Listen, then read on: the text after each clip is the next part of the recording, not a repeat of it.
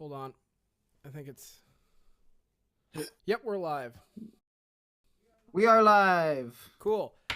Hello, and welcome to Session Zero, a podcast about RPGs. I'm your host, Joseph, and with me today are my fellow hosts. To my right... That's you. We can't see your screen. Who are you Mr. talking DM, about? that's you. No, that's Marcus. That's Amazia. That's Marcus. It's different on all of our screens. You have to call Yeah. out Right, who it is. I apologize. You know, We got Marcus, we got Tarzan, I'm Professionals. Dave, and we got Lucas. Yeah. We're professionals. You know, it went better the last time when I totally forgot everything and there's no record of it. So Yeah. What?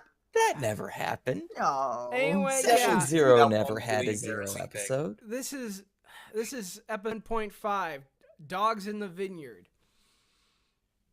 Session Zero So- is a podcast where we just basically discuss an RPG. We break it down, we talk about it, we discuss our feelings on it, and just present it to you for your consideration. There are two formats basically. One is the overview, where we go over and just generally talk about an RPG we're fairly familiar with. The other kind is what we're doing here today. It's called the breakdown, where we each take a chapter or two, and then each of us presents the chapter we read, and then we all just kind of talk about that. And it gets us a little bit more in depth on an RPG we're not that familiar with. Like I said, today's Dogs in the Vineyard. This one was brought up by Lucas, so he's going to kind of give us a general idea what it's about, and then we're going to get right into the chapters. Okay, so Dogs in the Vineyard is a more narrative-based RPG. You don't worry about how many arrows I have or the statistics of my class and whether I want a longsword or a short sword. It's about playing as members of this religion who go around from town to town in this Midwestern area in pre-Civil War, shaking hands, kissing babies, and rooting out heresy. All right. I'm going to be straight up. When I read the intro to this, and David can attest to this, I said, we're fucking Mormons? Yes, Because yes, you are. Pretty The close. area that, and anybody correct me if I'm wrong, and I'm jumping the gun. Basically, it kind of is that. It's also not that. But anyway. So, first chapter, Bucky is taking point on this one. Bucky, what do you got? Or before I'm gonna cut in here. Maybe we should start from, or well, no. Now you've got the how to play chapter, don't you, Bucky? I have the intro chapter. Well, take it away then. Have fun with it. Yeah. So this thing I've noticed is that most of the book is written as opposed to how most RPGs do, where it's like a third-person, cold, sterile, this is how you play this game. It's like the author is talking to the reader about the game that they wrote, which is just interesting. Yeah, there's a point in it where he's talking about like the experience of playing and how in the action he's like, you'll learn things about your players and about yourself as things develop. And you'll see sides of your friend you haven't seen before. It's wicked cool. Ready? Yes, it's great. So chapter 1 is like the overarching, hey, this is how it works. It has a short section on, you've never role played before, this is what it is, you're sitting around a table, you're going through stuff. And it has like a general breakdown of what the thing is. It's episodic. You do a town every session, maybe 2 for a real big town. It's like an old, it's an old spaghetti western style story, but with demons. So it's like Cthulhu spaghetti western. It's, you've got it's less rigorous and segmented than most RPGs. For example, if you're the GM, feel free to tell the players things the characters can't know. You cut out across the field towards the smoldering wagon. There's a gang of robbers hiding in the grass behind a couple of nearby trees. You haven't seen them yet. What do you do? It's very narrative based, and I find, well, at least, okay, clearing this up now. I haven't read any of the actual mechanic chapters. I've only read like the setting stuff. So yeah. We'll get to that. We will get to that. All right. It has a small section on like stuff you need and how dice work and all that. I also have chapter 2, which I'll just go ahead and get straight into, which is the setting. The setting is pre-Civil War Utah, basically. You're in the foothills of the Rockies and scrubland desert. Towns are out, all spread out, and primarily religious people escaping from the demonic and occult East. The players... Mormons. Cough Mormons. Let's not be coy. I already broke that coyness in my intro. You're basically Mormons. You are members of the faith of all things in the King of Life Reborn. And as a player, your characters are members of the order set apart to the preservation of faith and the faithful, more commonly known as the Watchdogs, or just dogs. You basically go from town to town, and you go from town to town, and you fix whatever problems are in that town. About a town episode, like I said, or a town a session, like I said before. So a couple things in the setting. We're in Utah, so scrubland, desert, long distances between towns. I'm at my house. Basically anything you imagine for a early 19th century town, it's what you got. You've got everybody's wearing wool with very little amounts of silk, but it's there. Live on basic meat and game. Very modest. Guns do exist, but they're heavy slung, low profile, big bore guns. No, this is before your distinctive 6-shooter gun. Well, 6-shooters exist. I read some of that chapter. Yeah, they're the real old school kind of 6-shooter. Put 'em up, cowboy. No. Nope, before that. More like hold my head. I need to reload all 6 of my cylinders by hand with black powder. Yeah. These are before the metal cartridges existed. You basically load them like a flintlock or a cap lock mechanism.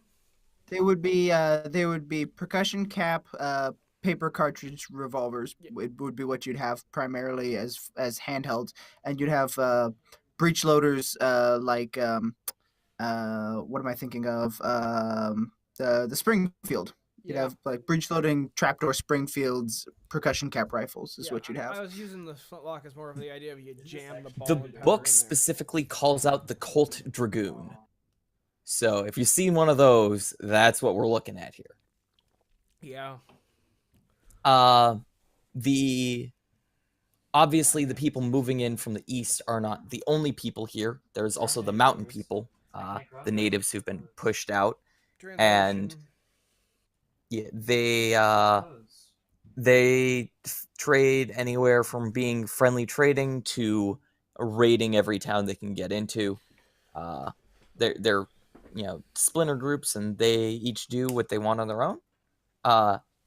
The territorial authority is basically the local law.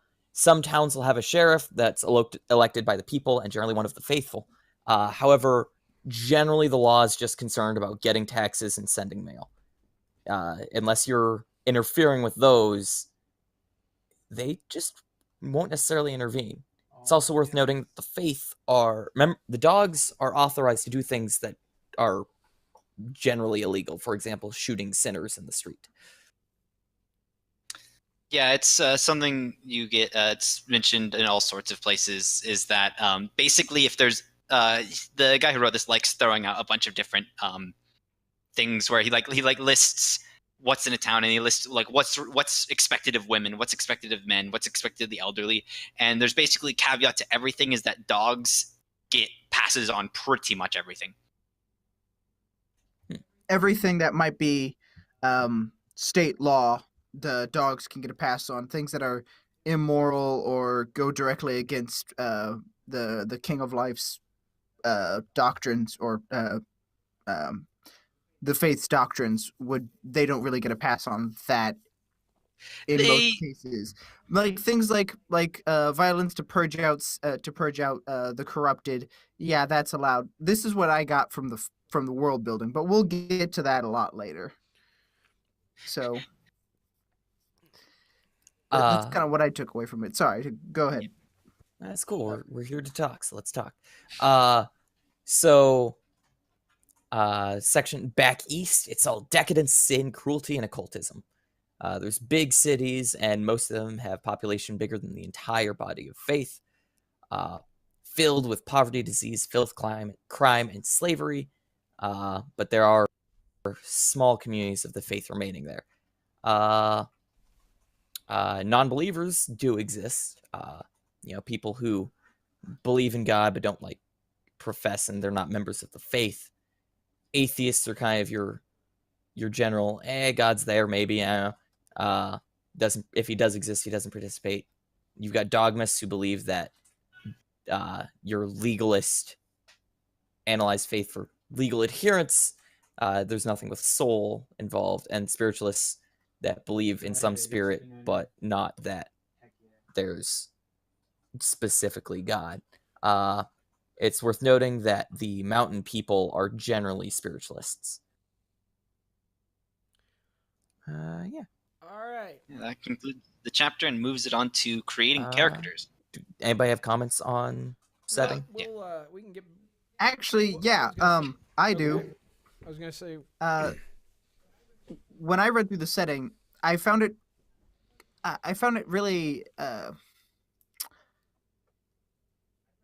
I found the way the author described the towns to be really, from a GM perspective, really helpful. Like he came out and said, "Hey, here's how things are in these towns. Like here's what you'll find there." So it's not a GM's struggling to come up with, what does this town have that other towns don't know. It's pretty much every town was kind of the same, and there were some that were bigger and had more things, and that's one fairly historically accurate. Most towns had to have a blacksmith and a barrel maker, and they might the carpenter may have also been the barrel maker and the blacksmith and all that, but those were services that had to be there, right, for the town to survive. And so I found that really nice to just say, hey, here's what you need to have. But also in the section, let me go through it. The section on the first session, back in chapter 1, how to play. Get a group hit on the setup of the game. If you want, you can just read out the background section, the yada yada.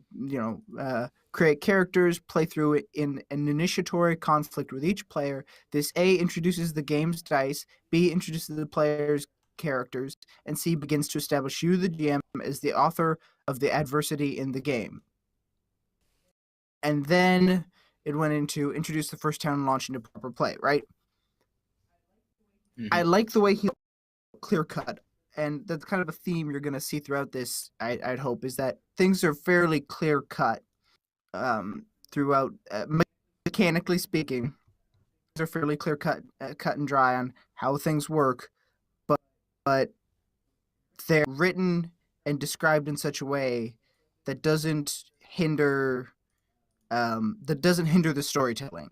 It definitely aids in the storytelling. I think that's awesome because this is a very story heavy game, and that little snippet of at the first session kind of sets the pattern for the rest of what you're going to see. And I think if you're looking at this book, pay attention to that, I think, and look for stuff like that pattern. Sorry to just go off on a tangent. Good. No, this is what we're doing. All right. Nope. Keep going, Lucas. Speaking of doing, Tarzan, your section is up next. Whoa. So, what is your opinions on creating characters? So the thing I noticed almost immediately, it's a lot more rigid than say D&D. There's a lot less flex, but at the same time, it seems to really influence. The hell's the word I'm looking for? Individuality. Not individuality, improv skills, because they say to create your character the first time you meet to play. Yes, have a character everyone and- creates their characters simultaneously, and you give input to each other on character creation. Yeah, and I find that really interesting. That's kind of a common thing, is roll up your character at the table, but most of the time you come with your concept in mind and all that. But This yeah, one, when I you was skimming make through the this, concept. it says start at the table. Yeah, from square one. That is Yeah. interesting. I do find that really interesting. All right. Mm. So, do you have a breakdown on how exactly you create your character? You can keep it. The freaking thing would stop freaking out. Yeah. You want me to jump in? Tarzan, you okay with Lucas jumping in? Yeah, if Yeah, he wants should to. be. All Okay. right, you're in. So you start off your character by picking the background history of your character, and that sets out how you set up your stats and abilities. There is well-rounded, strong history, complicated history, strong community, and complicated community. So those 5. Strong and complicated history means that you are mainly led by your family. Strong meaning you had a good family, and you do a good education with lots of experience or specialized training in the faith. Complicated history means that you had a really bad religiously family, and you had a lot of trouble in your life near the beginning. And then for strong and complicated community, it's pretty similar, but you were kind of raised as a town in the whole. And I believe complicated community is generally what you do if you want your character to be from the mountain people or the east. And then well-rounded is just kind of an average character. And each of those gives you a different pool of dice to give to your stats, traits, and relationships. And so, like, say, for example, the well-rounded gets 17d6 in stat dice. And so you have 4 stats: body, heart, acuity, and will. And you just take those d6s and spread them out in those stats as you wish. You need at least 2 in each stat. And whenever you need those stats, you just say, oh, I have 66 acuity, and I'll just grab those and use them whenever I need that stat. Traits and relationships is similar, but you have different dice. So the well-rounded has 46 and 2d8 into their traits and relation and stuff like that. And you'll occasionally see d4s. And so you just list in your character sheet those, and you when using them, you just kind of use them for whatever. So if I have 2d8 in trait dice, I can turn that into a trait. I'm the best shot in the world. And whenever you want to, you can use that whenever you can justify it in the experience, to where, like, we're in some conflict and it's risen to pulling out guns. You can use the trait, I'm the best shot in the world, and you take this 2d8 and you add it to the combat. Yeah, that I want to hit on that last thing you just said. That's just reading through the. I skimmed through the character creation because, I think we should all had a little bit of. I wanted to have a little bit of background on how the mechanics work for when I was reading the DMing, because it's kind of important. But when I skimmed through character creation, I noticed that it didn't start with, here are what your stats are and here's how they work, or here's what they're useful for in brief summary, like every other system does. Most other systems do. It didn't say, you have stats and you have traits and here's how they'll come into play. It just said, it just gave you like a little blurb. It gave you an overview. And it didn't really tell you in the overview what any of the numbers were for at the time. I'm double checking. I'm reading through it just to make sure. Yeah, it said create your character the first time you meet to play. Most of the process is informal, wing it, yada yada. Pull your friends, call out suggestions, and make stuff up. Last step, though, introduce the game's resolution rules. We'll take each player in turn and work through in good order, yada, yada, yada. Mhm. But then it went right into procedure with first step, background, and said, here's some dice, and didn't tell you what they were for. Yeah. And I'm personally, I would like to know what they're for before I choose dice. Even though it's supposed to be like, a very the rules are supposed to be very clear cut and dry, but also be very freeform. It puts me on unfamiliar footing, and I'd like to have that little bit of here's what your stats actually do in a practical sense or practical application before I choose them. I don't know. All That's right, just we'll cover that pretty much what they do in my chapters. Yeah. It does list in the character creation segment a little bit further down for the quick breakdown of what the stats for is if you are talking, then you'll be using acuity and heart. If you're doing something physical but not fighting, it's body and heart. If you're fighting hand to hand, it's body and will. And if you're gunfighting, it's acuity and will. I did see that, but I'm so used to having that right up at the top saying, here's what your stats do. Now you can select your numbers. And yeah. I mean, looking at the names of them, it's pretty easy to figure out what combinations you're going to be using for what, but still, I don't know. That just stuck out to me.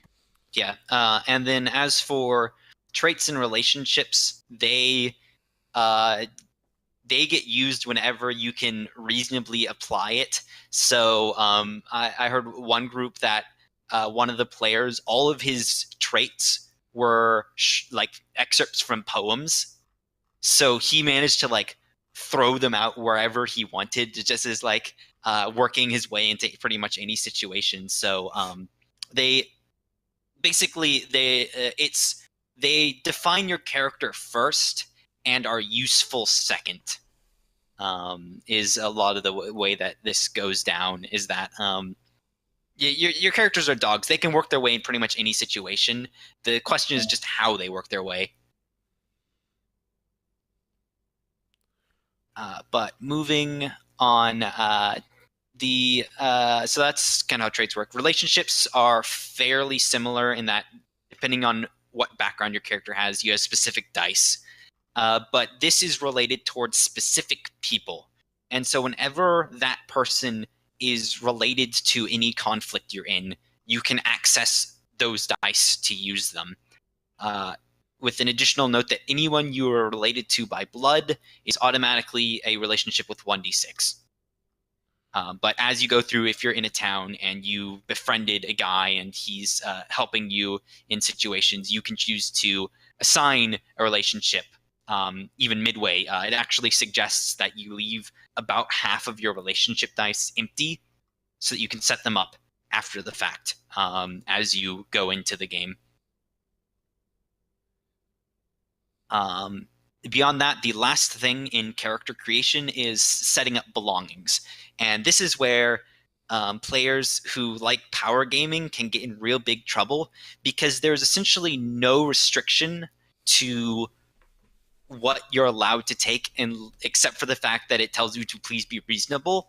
The dogs are given a copy of the Book of Life, a small jar of consecrated earth, a gun, but they're not required to hold on to it, a horse, and then they have the coat from their village or wherever they came from. And every item you have gets dice associated with it. 1d6 if it's normal, 2d6 if it's excellent, which means that it's like people look at it and they're like, dang, that right there is really nice. It's noticeably like very good. It's 1d8 if it's big, and that's similar to excellent. It's like, holy crap, that thing's huge. Totally. That's a separate- big knife. I was gonna say totally separate area, but that's not a knife. This is a knife. I can't do an Australian accent. That's not a knife. Yeah, I can't. This is a knife. There you go. 2d8 if it's big and excellent, and 1d4 if it's crap. Doesn't matter the size or anything. If it's crap, it's 1d4.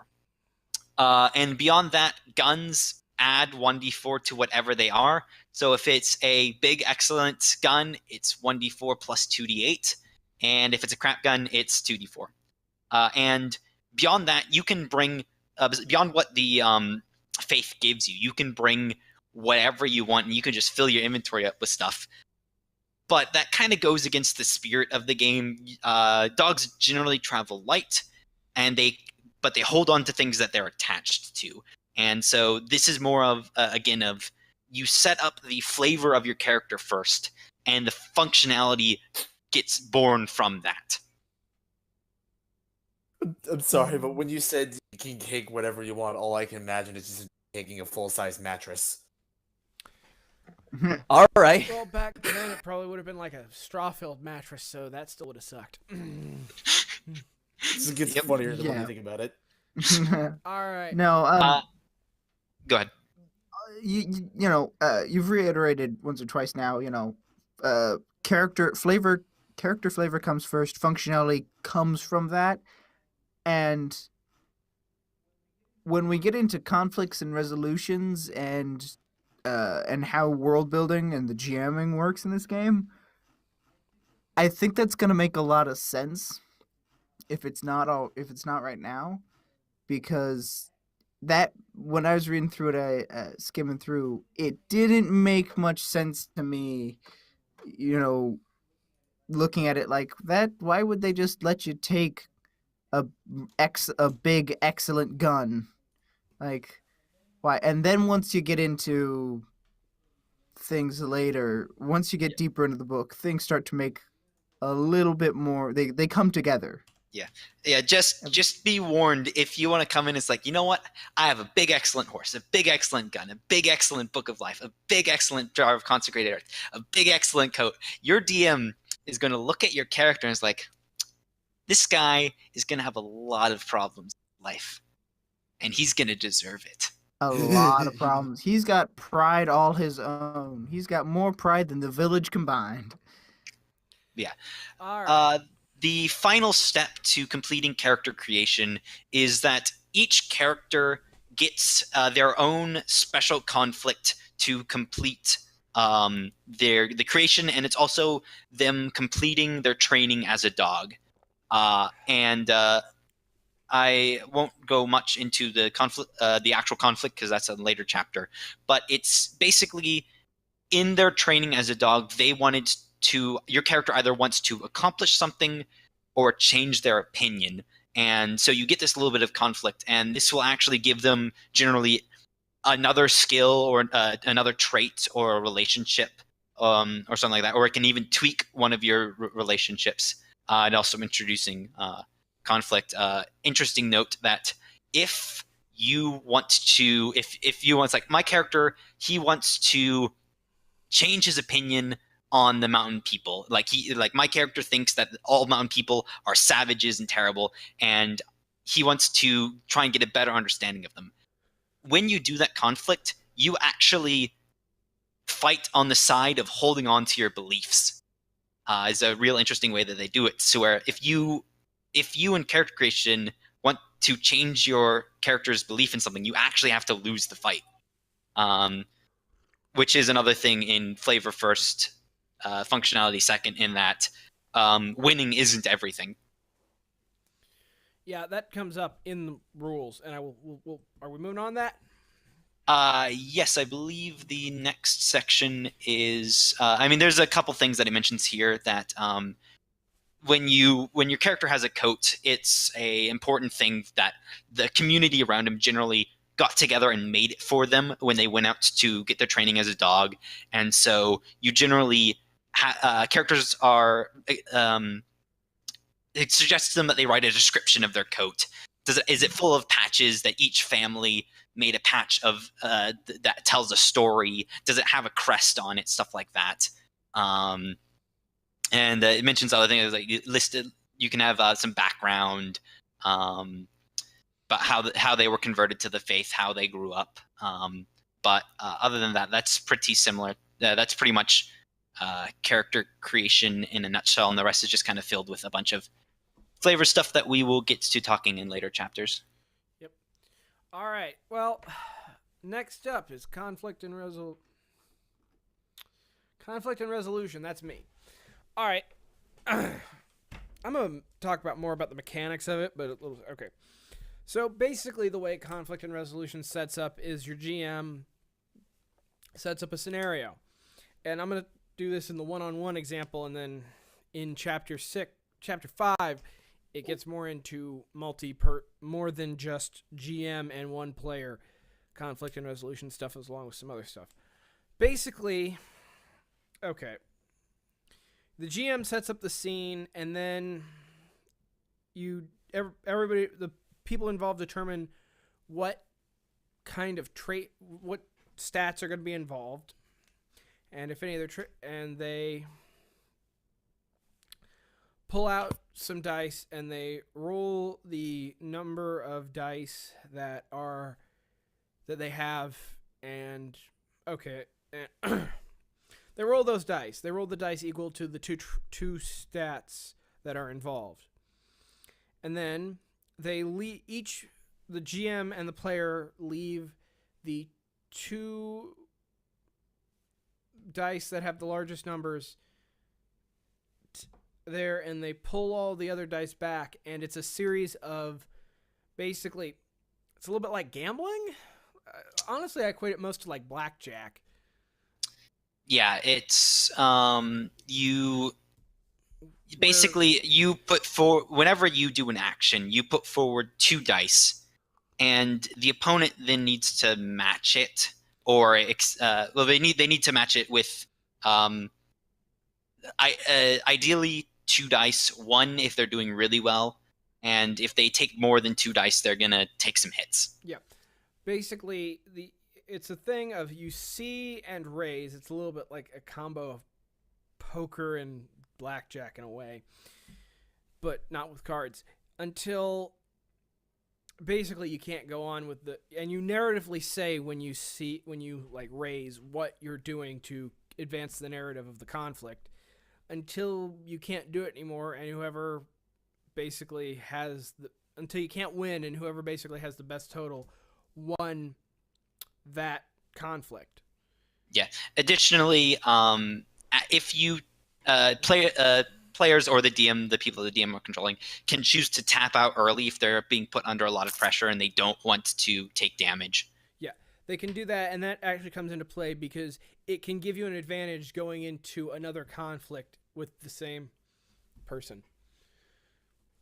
Mm-hmm. Also, traits, if you're losing, basically, and you have traits that could help, you can throw in the dice from a trait. Similarly, with if you have objects that can help, or you have a relationship with that person that can help, you can throw in dice from that.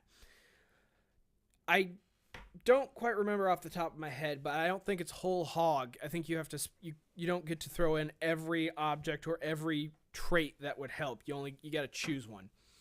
You can you only pull in 1 trait at a time. So if you want, when you need to put forward 2 dice, and you're in a gunfight, and so then you can be like, I'm going to pull the I'm the best shot in the world trait, and you roll the dice, and they roll terribly. You can't go and pull another trait until your next time you need to submit dice. So if you have a lot of traits, you can pull from a lot of different things, but you do basically 1 each turn. And yeah, that's so. Yep. Let me see if I'm getting this right. So anytime that there's a conflict that's that requires dice, right? Yep. Because They not all conflicts require dice. Actually, yes, they do. This is anytime, basically to break it down, when there is something at stake, and this can be as extreme as your life and as simple as the information this guy is not telling you. If there is something at stake, dice is involved. Okay, well then I must have misread that then. But you roll, you have to, you roll your 2 dice and you add on any traits that you have, or items, or relationships, to the dice pool. No. Okay, You Well, pull sort of. in the traits as they apply to the situation. Yeah. so you roll your stats that apply, and then you can pull in traits uh, or items or whatever that applies to the situation. Um, but are those added to the dice pool, or are they just separate rolls? Or You They roll are them- added to the dice pool. Yeah. okay, so they're added to the dice pool. You keep the highest 2, and you keep doing this, taking turns going back and forth, and you can see it or raise your Yep. opponent's roll Okay. until one of you has the highest total. Yeah, but you don't roll more dice. What happens is you keep everything you rolled, but the 2 dice that are the highest that you put out are your starting wager, and then you add more dice from more from the numbers that you rolled into it to see and raise. Yeah, the 2 starting dice is kind of initiative, to where if it's not obvious who's starting the conflict, then whoever is the highest of the 2 totals starts off in control of the situation. That also comes into play if it's more than just the GM and a single player. Mhm. But so basically, yeah, you roll your stat pool for whatever 2 stats are applicable. You keep the highest 2 as your starting wager. I'm going to continue to use gambling terms. And then let's say you see with another dice that rolled something. Basically, the idea is to try and see and I think when you see, and again, I'm a little bit hazy on this. When you see, you have to make it so that your dice, the number from the dice you have put forth, is equal to the GM's dice number, and then when you raise, you're trying to make a bigger number. Yeah, it's pretty close to that. So what happens is that it's important to note that all of the dice you roll stay in your pool until you use them. So whenever you're going up against, so the DM puts forward a 6 and a 5, and so that's 11. You are now going to have to access from your pool dice equaling to 11 or greater. And what happens is if you can do it with 2 dice, you basically, the effects cancel each other out, and then and you move on, in which you would put forward 2 dice, and then the DM would have to respond. And this will go back and forth until someone yields. Yep. If you can't match or beat the DM's dice in 2 dice, and you have to use 3 or more, then the number of dice that you have to use is noted, and after the conflict, you're going to take fallout equal to the number of dice you had to use in that situation. If you can beat the if you can beat the opponent's 2 dice total with a single dice, so say they put forward a 3 and a 4 from 2d6, and you have a 9 on a 1d10, you beat it with the 9, you get to keep that dice and use it with another dice in your next attack. Your response, basically. All right. Anyway, also, it is worth noting you can, if I read these right, like, I found this conflict and resolution system, like, odd, and I'm not totally fully understanding it. You can also, if you're losing, you can change the nature of the conflict. So let's say you're having a verbal argument. Well, if you're losing, you can change it to a physical altercation, and if you're having a physical altercation, you can change it to a gunfight. Yes. And basically how that works is that, let me go to the stats that each roll. So if you're just talking, you're using acuity and heart. And if that's not working, you're going to change this to a fist fight. Hand-to-hand combat is body and will. So both of you will take your body and will and add those to the dice pool because that's how the nature of the conflict has changed. And similarly, if you're already fist fighting and you're doing body and will, and you pull out your guns, then gunfighting is acuity and will. So you both add acuity to the dice pool. And this is important because when you roll Fallout at the end of combat, depending on what you're doing, the Fallout dice are different. So if you're just talking, Fallout dice is D4s. And D4s can't physically hurt you. You will be fine with D4s. The worst you're really going to have to do is just kind of sit out in a quiet place and center yourself. Gunfights are D10s. And if you roll poorly on D10s, you're going to need some medical attention. All right. Yep. I think that's called an. Yeah, it's called an escalation. Mm-hmm. If you're losing and you transition to another form of conflict. All right. I think we've pretty well summed it up. Lucas more than me. What's Fallout specifically? There's a Fallout table that I am trying to find in this PDF. But it's important to note, like, say in a situation, DM puts forward 5 and a 6 is 11, and I can't match an 11 with 2 dice, so I have to use 3. Now I have 3 dice in my Fallout pool, and then we end up ending the conflict. Those 3 dice, if say we're just talking, turn into D4s because we were just talking, and I roll those, and I take the highest total of 2 of the dice, which is a thing that happens a lot in this game. You might notice is this game is centered a lot around the highest sum total of 2 dice, and you check that up against the table, and that determines what kind of damage you take. Yep. I'm still trying. There's a table, and it's got stuff from being injured to taking belongings off your character sheet to messing around with stats and traits and such. The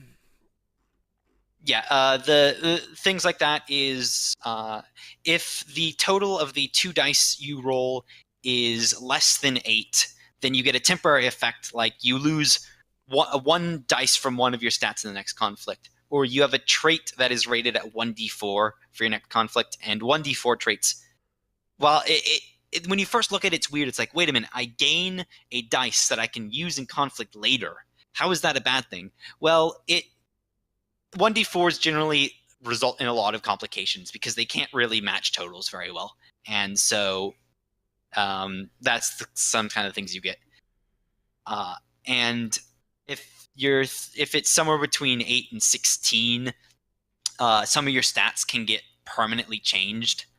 And as it gets even higher, well, if your Fallout total is 20 or higher, which is just 20 unless you're dealing with demons, because demons do weird things. 20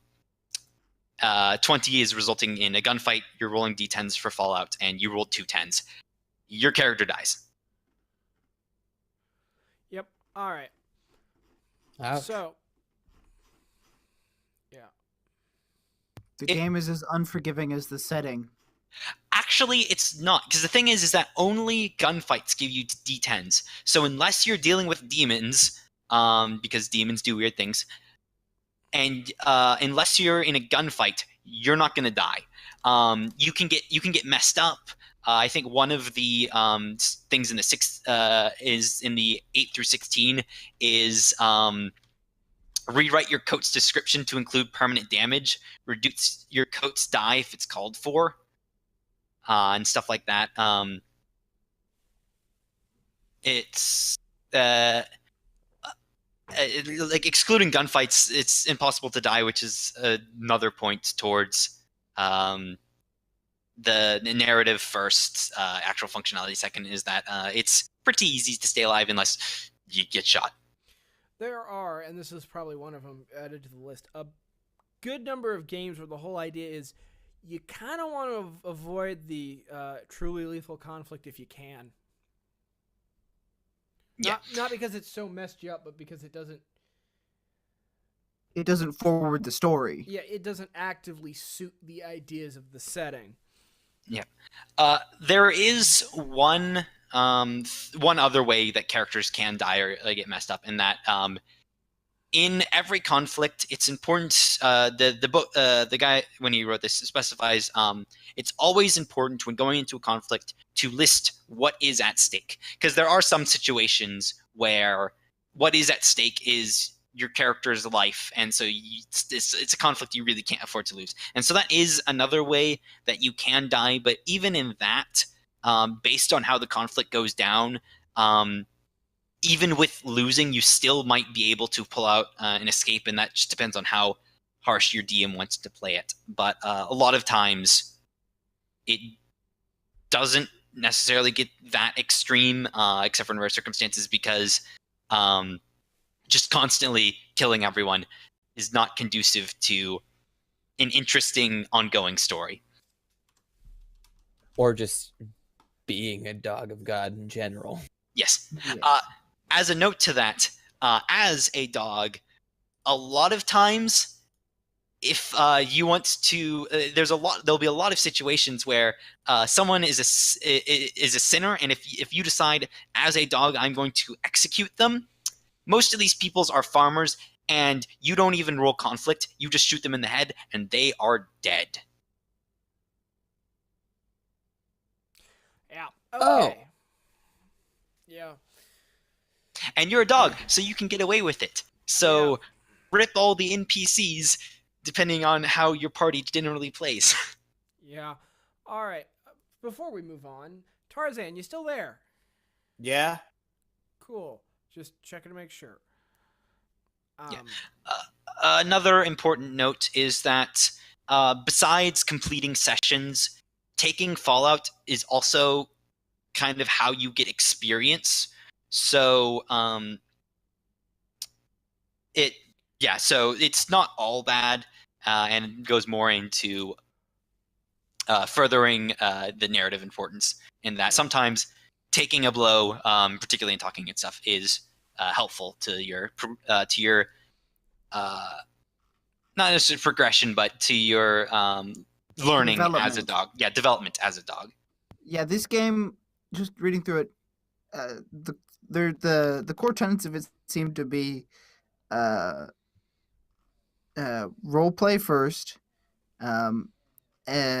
growth through conflict, and conflict comes from simple people doing simple things motivated by simple human inhibitions, not inhibitions, simple human um, deficiencies, I guess, moral deficiencies. Like that seems to be like the core tenets of it, of the entire system, and it really that growth through conflict really comes out in the Fallout of and how Fallout changes your character. If you are really bumble up trying to talk someone out of doing something stupid, that might weigh on your character's conscience for a little while, and they might, spend more time trying to become more well-read and more eloquent or better speakers, and that's character growth through conflict. Mm-hmm. Yeah. To close out this section, there's dealing with multiple opponents is it's a thing. It's more complicated, understandably, than one-on-one. In that, usually when one side sets out a dice pair, everyone on the opposing side makes an attempt to match it, and the one who matches it the best, either they're the only one who could match it with just 2 dice, or they're the one who matched it with the highest total, generally gets control, and then their side goes forward and they submit that character then submits his 2 dice. And you can roleplay it a little bit in that characters can send dice over. Characters can help each other by sending a dice over occasionally. And this can even happen outside of multiple opponent conflict, to where you and this one farmer are having an argument, and then another dog can, you're not having a good time, so another dog will step in and throw in a comment and send one of their dice over generally from one of their traits to their friend's dice pool, and that can help them out. Okay. Well, moving on. If we're all done. If we're not, we'll continue talking about this chapter. It really helps to experience, and that's, I think, one of the big reasons of why it's part of character creation, is that experiencing, once you see it in action, it's a lot easier to comprehend. But other than that, Yeah. All right. Yep. Chapter I agree, 6. probably would. All right. Chapter 6 is kind of odd, and no, it's not chapter 6. It's chapter 5. No, you did recap. You did not recap. yeah, we're on. Yeah, you just did resolution in action. No. Yes, we did kind of the 2 yeah, chapters. It overlaps. It's kind of odd. They could have been one. Basically, it's a bunch of honestly, it's a bunch of scenarios where the system looks a little bit different. I mean, it takes a different look at using the conflict resolution system than in the standard examples. So, chapter 6, Bucky returns. Hello. Chapter 6 is it's like a general structure of the game. So it's really just a skeleton that everything builds on. It's hey, so you're in character creation. This is the list. Okay, players. You build a character. You talk about each other's characters. You contribute details and get a handle on how conflict works. The PCs get initiated, and the GM contributes to the characters, presents the landscape, and begins establishing themselves as an author. And then NPCs either support and oppose initiations. So it's that skeleton layout of each section of the game. There's the long-term play of what you do just in general every session, the short-term play of what you do in each town, the short-term play of what you do between towns, and the long-term play of what you do at the end of a PC's time as part of the party. Either epilogue as just their story is ended, or a eulogy because they've died to a demon. I find it interesting in the short-term play, each town section, the players are playing your character, respond to players, drive play forward, set stakes, follow up, and assign fallout. The PCs are delivering mail, blessing babies, sanctifying marriages, healing the sick and injured, and things like that. Occasional beating the dick out of a The GM's playing the town, driving towards conflict and actively revealing the town in play. And the NPCs are doing everything they can to ruin everything. Pretty much. Try to get the PCs on their side. Try to undermine the PC's authority. Reveal their troubles to the PC directly or by protesting too much. Try to chase the PCs off with threats and violence. Offer to help the PCs in any way necessary. Try to murder the PCs in their sleep. Ask the PCs for special considerations. Ask the PCs for honest advice. Tell the PCs that it's no big thing when obviously it's all that matters, etc. So the PCs have to be really stereotypical video game NPCs. That's what I get from that. Yeah, sounds like it. Well, I mean, that's just basically the NPCs because the NPCs are just townspeople, unless there's demons involved. I guess they're kind of your opponents. Yeah, and they sorry to cut you off, Lucas, but I think we're going in the same place with this. The PCs are the DM's one of the DM's main tools for David, advancing the story. you keep saying PC when you mean say NPC. NPCs. The NPCs are the DM's main way of advancing the story and bringing in conflict or introducing conflict, and they are the conflict most of the times.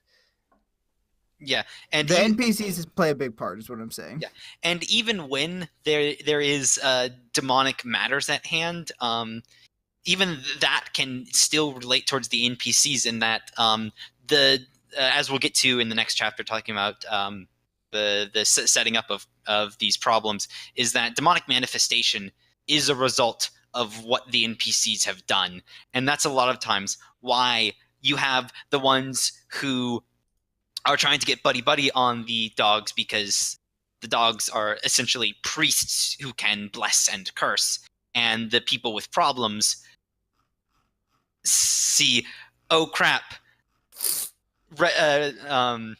retribution is coming. I need to deal with it because it will find me. All right. Or oh joy, retribution has come. I'm gonna stick by these people so I don't get caught in the backblast when the sorcerer that's been camping out in in our town finally gets killed. But yeah, but speaking of camping out in the town, that leads us neatly into chapter 7, which is where I'm taking over. All right, yes, chapters 7 through 10. David, this is your big chunk. You've been charging up for this. You ready? Yeah, sure. Yay, So your damn monologue. yeah, so 7, 8, 9, and 10 are all about world building and GMing, and I'm gonna briefly summarize how you create towns. There, you start off with the basic town template, which was presented in the opening chapters of the lands of what was it, Balm and Virtue, the chapter 2 or 3. Yeah. Chapter 2. But you start up by saying, I have this town, something's wrong. And what's wrong? Well, the author, Bless you. thank you, I need to phone that into home base. The author handily lays out a progression for us. Pride. All problems begin with some form of pride, which manifests as injustice and leads to sin, which manifests as demons attacking from outside in the form of famine, plague, raiding, outlaw bands, or whatever. I'm going to get to that later. Which leads to false doctrine, manifests as corrupt religious practices and heresy, which leads to false priesthoods, manifests as demons within the congregation, sorcery, possession, and active evil, which leads to hate and murder. When you create a town, you identify some key people in it, decide what's wrong with it and how it affects the people you've identified, decide how people will react to the PC's arrival, and imagine what might happen if they never came. So there you go. That's the basic skeleton of how you do it. And then it goes into much greater detail on what is pride, and then handily derails itself and goes into something that should have been in the world building segment of the book, not in creating a town, and should have been referred back to in this. I can harp on the organization of this book a lot later, and I will in the opinion segment. So then it goes into stewardship and how that works, which is basically the faith overall is a series of stewardships. Local families are under local officials, which are under regional officials, which are under prophets and the ancients of the faith. And then the families are children's, elder, parents, related, unmarried adults in the house, under married adults, under the husband. Note that this is still technically under pride, for some reason. It is odd that it's like, I'm going to talk about pride, and by talking about pride, I'm going to spend the next 6 pages throwing down people's roles. Exactly. Like, this book needs an editor. Local officials look like various duty-specific officials. If there are enough families to need specialized offices, well, no shit. Of course, if there are enough, he reiterates that a lot. Counselors, if there are enough families, hey, there we are. That one steward can't do it at all, and then the steward, and then regional officials look just the same. Various duty special officials, if there are enough branches in the region to need counselors, if there are enough stewards can't oversee regional steward, okay? And the prophets of and the ancients of the faith have their own internal structure, but that's not relevant. They speak and act as one from our point of view for here. Yeah, this really needed to be in its own section called world building and not a subsection of pride, because these are kind of important things. Because when you go to a town, if there was a problem, you go to the steward because the steward screwed up. Yeah, if the shit uphill in the faith, if there was if say I think one of the examples was Brother Matthew was having trouble with his youngest son. His youngest son wasn't married yet, and he should be married now, but he thinks his son might be interested in some sweet girl, but blah blah blah blah blah. But Brother Matthew doesn't know what to do for his son, and then he goes to the steward, and the stewards can say, "Oh, well, how about we, we have a counselor who will talk to them and try and set them up for a marriage, and when the dog comes in, they'll get married," right? The steward would have done his job, because shit flows uphill and downhill in a weird bilateral way. So the steward has to help the father of the family, but he can't go past the father.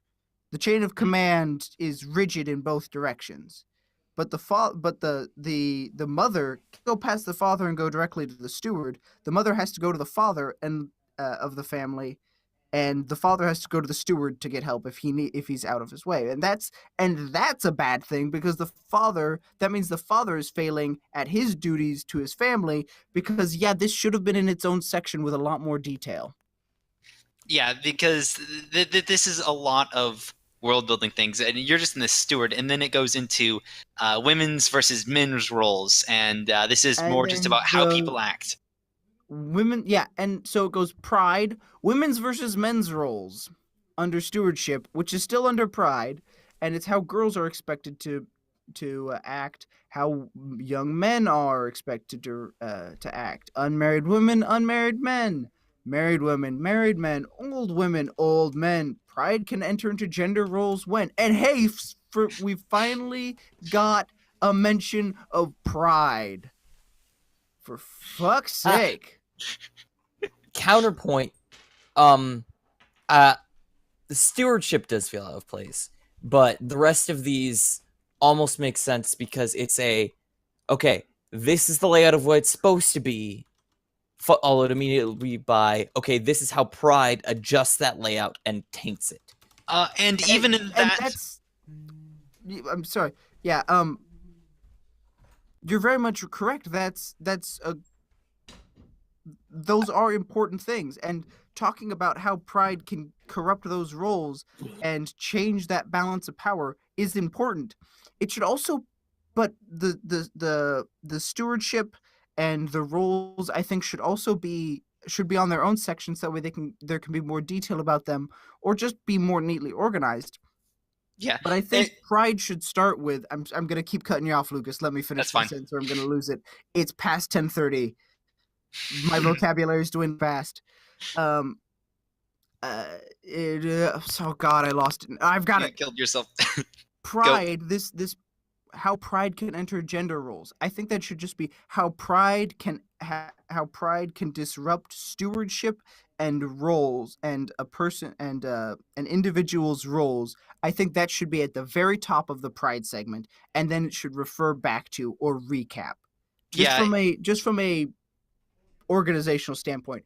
As from a mechanic standpoint, I love how the author laid out what why pride leads to these things in a logical sense that when you look at it now, it's like, you know, no. But when you look at it in the context of the setting, it very much makes sense and it works thematically, and that's great. I think the way that and the way that he went about explaining, or the way that he went about implementing that, is, I think he did well on that. I just think the layout's poor. So yeah, Pride. These roles, Pride comes in and alters these roles, or how these roles are supposed to work, and then that leads up the chain of command and the stewardship, or down the chain of command and the stewardships, and the dogs come in and discover that there's an issue in that, and then that can be the tipping point for a conflict, and that's awesome. Like, that's a super easy way to just start a conflict, or to find the core conflict of each town, and so that's where he starts with creating towns. He doesn't say, hey, here's how you create a town, you're going to need these things, and these NPCs are going to need to be here, because he already did that in the world building. What he did here is says, every town is essentially an episode of a spaghetti western TV show, and there's a conflict every episode in a different town, and here's how you make your conflict. And that worked really well. Yeah, and a thing on how he lists Pride. He says at the very beginning that his description of Pride is a bit confusing when you then look down. It's like, why he spends this big time talking about stewardship and the role of the family. In that he says that Pride is like talking about values of a thing, but it's real important that in looking at stewardship and stuff, in that a lot of times Pride manifests in, my expected role is not what I think I should be doing. And that's why he goes into this big diatribe about what the steward is doing, who he is accountable to, and who is accountable to him, and how that's important. And it's why it goes into the role of the family unit. And I feel like he could have, instead of just sending a single paragraph talking about Pride, just give a couple, and then say, look at Annex A for the structure of the stewardship unit and the family unit, because diversions of these are Pride problems. Okay. Yes. We're not done yet. No, Not even. No, not even Moving close. on to the Love, next part of sex, this- and marriage, bitches. We're getting dirty up in here. I was going to say, moving on to the next part of this chapter, because I know we're still in the same chapter. Between husband and wife, all sex and all love is virtuous. Between two men or two women, no romantic love is virtuous. Although familial and camaraderie love can be, and sex is a sin, and coincidentally, a crime. Oh, this was on. I'm not done yet. Between two people married to others, no romantic love is virtuous, and sex is a sin. Between an unmarried man and a married woman, no romantic love is virtuous, and sex is a sin. Between a married man and an unmarried woman, romantic love might be virtuous, and sex is a sin. We'll get to that in the next segment. Yeah, we will. Between an unmarried man and an unmarried woman, romantic love is virtuous, and sex is probably a sin. Except in the unfortunate case of a husband and wife who don't love one another, sex is never virtuous without love. Now, see that probably? That's because of... Yeah, no, see, we should have had the sentence that starts with... Now, see that probably? That should have been right after the part where he said, and sex is probably a sin, because now we have a mental break. Like, what the fuck? Why are you talking about probably? There was no probably in the last sentence. This fucker doesn't know how to write well. He made an interesting system, but made a shit book. Okay, you can tear this. I'm book not in done yet. A new one in the. Oh God! Just that break I'm down not the done yet. No. Now see that probably. That's because the king of life is occasionally a realist. Occasionally? I thought he was the king of life, all things good and holy, or whatever the... You can't get more real than the guy who created everything. Okay, moving on from that shit show. Sometimes when it matters, he prefers a loving family to official recognition. Now that I can get behind. And then he goes into like, especially because faith isn't just marriage isn't just a faith thing. It's also a territorial authority thing. Yeah, yada yada yada. Pride can enter into love, sex, and marriage when When one guy thinks he's got the bigger dick. Sure, that could work. Yeah, he lists out a bunch of different things. Yeah. Lists out a bunch of things, and I'm gonna sum them up for you. What was it? 10 Commandments. Thou shalt not covet, or whatever. Stuff like that. Anytime you bring one of the 7 deadly sins into the bedroom. Yeah, Which- that works. Well, you see, the issue with that is lust. Lusting after your neighbor's wife. Yeah. Lusting after a young woman who's unmarried. Well, you are married. That's a naughty thing. Don't do that. Except Lust in the under that case context of, is except in the adultery. case of sister wives, then it's all cool. If you want to take a second wife. Oh, we're getting there. We're not there We're yet. getting there. Version 4 or section 4, polygamy. Polygamy, technically, polyandry at all. A''T''A''L', a thing that wasn't used before in this book. He picked it up because he was writing this near the end, and he thought he would be cute. Because what he did is he's like, you know what? I haven't talked as myself to the reader in a while. I'm gonna do that. And he did it. Polygamy, technically polygyny, polyandry isn't allowed at all, is, in the faith, a reward to men for long-term service and dedication. Hey, you've worked with us and you've been a good man in the faith for a long time. Here's a young woman to bone. Free pass. But you gotta support her. With We'll this get to that. point, let's mention you were playing as a player. You were playing as a religious force that very likely and almost certainly does not match your own moral standing. Yes. Good luck matching that with some of the things your character's going to have to do. Yeah, I'm gonna be honest. We'll talk about like my feelings on some of this stuff in the opinions section portion of this show. But side tangent right now, I am too modern and too liberal in my beliefs about sex, love, and marriage to be cool with some of this. You don't have to be cool with some of this. You don't have to be cool with any of this. It's an interesting way that you can play where, like, if you want to, you can play a character, most likely it would probably be someone from the East, who is unnaturally liberal and has to come to terms with how people work. And since you're a dog, the character will also have to come to terms with, as long as the other dogs around them are fine with it, they get to say pretty much whatever they want about what people are doing. All right. Yep. That's and I get this professes no personal beliefs of the author, probably.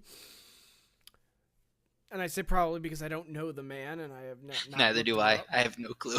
But probably doesn't. I'm just saying it's like if you're reading it in the context or someone who's like reviewing and going over this, you kind of gotta look at it objectively as like setting flavor, but also you get a little twitchy.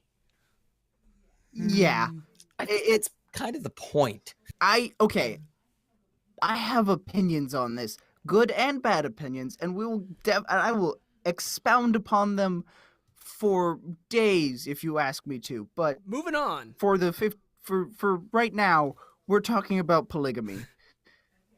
Okay, so essentially the gist is no man under 30 can have a second wife.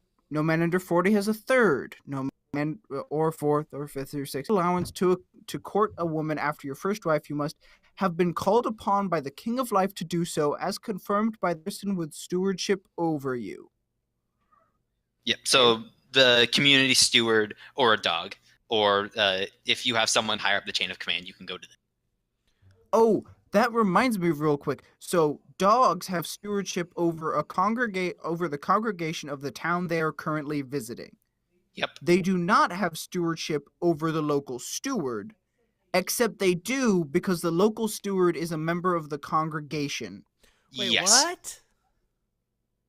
what? We just got So- caught in a weird paradoxal loop. As So- I see it, you have stewardship over that person, but not over their role. Yeah. Okay, Kinda, so yes. You have that person as so far in that they are part of the congregation. So long as they are doing their job correctly as a steward, so long as they have not fouled up, right? You don't have the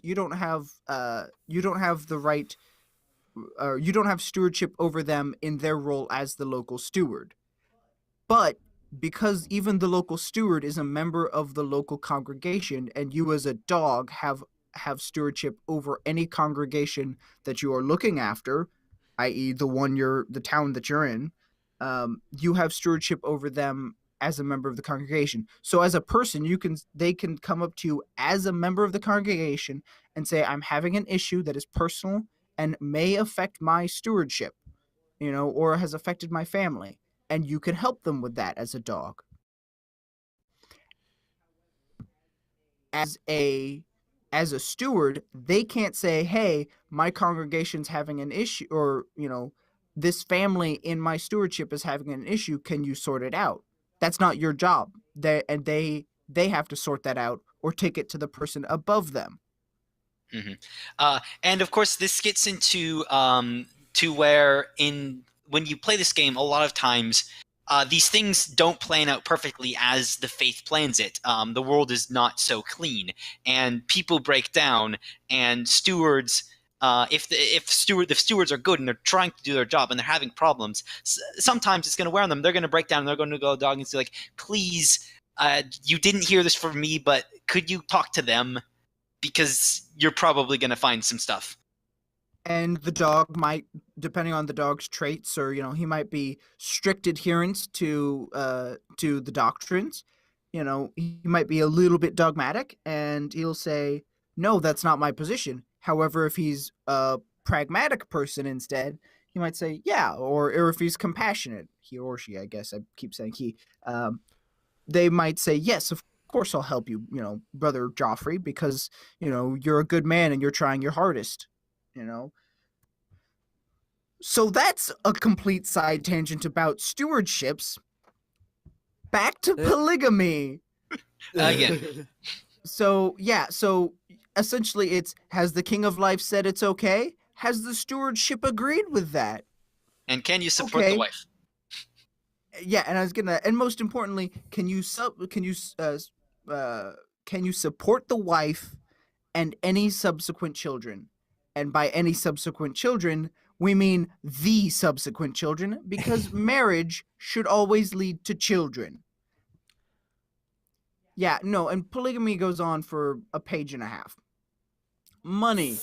Nobody in the, oh, by the way, also there's the polygamy is also a great source of places to throw in pride, because oh, your first wife is resentful that you got a second wife.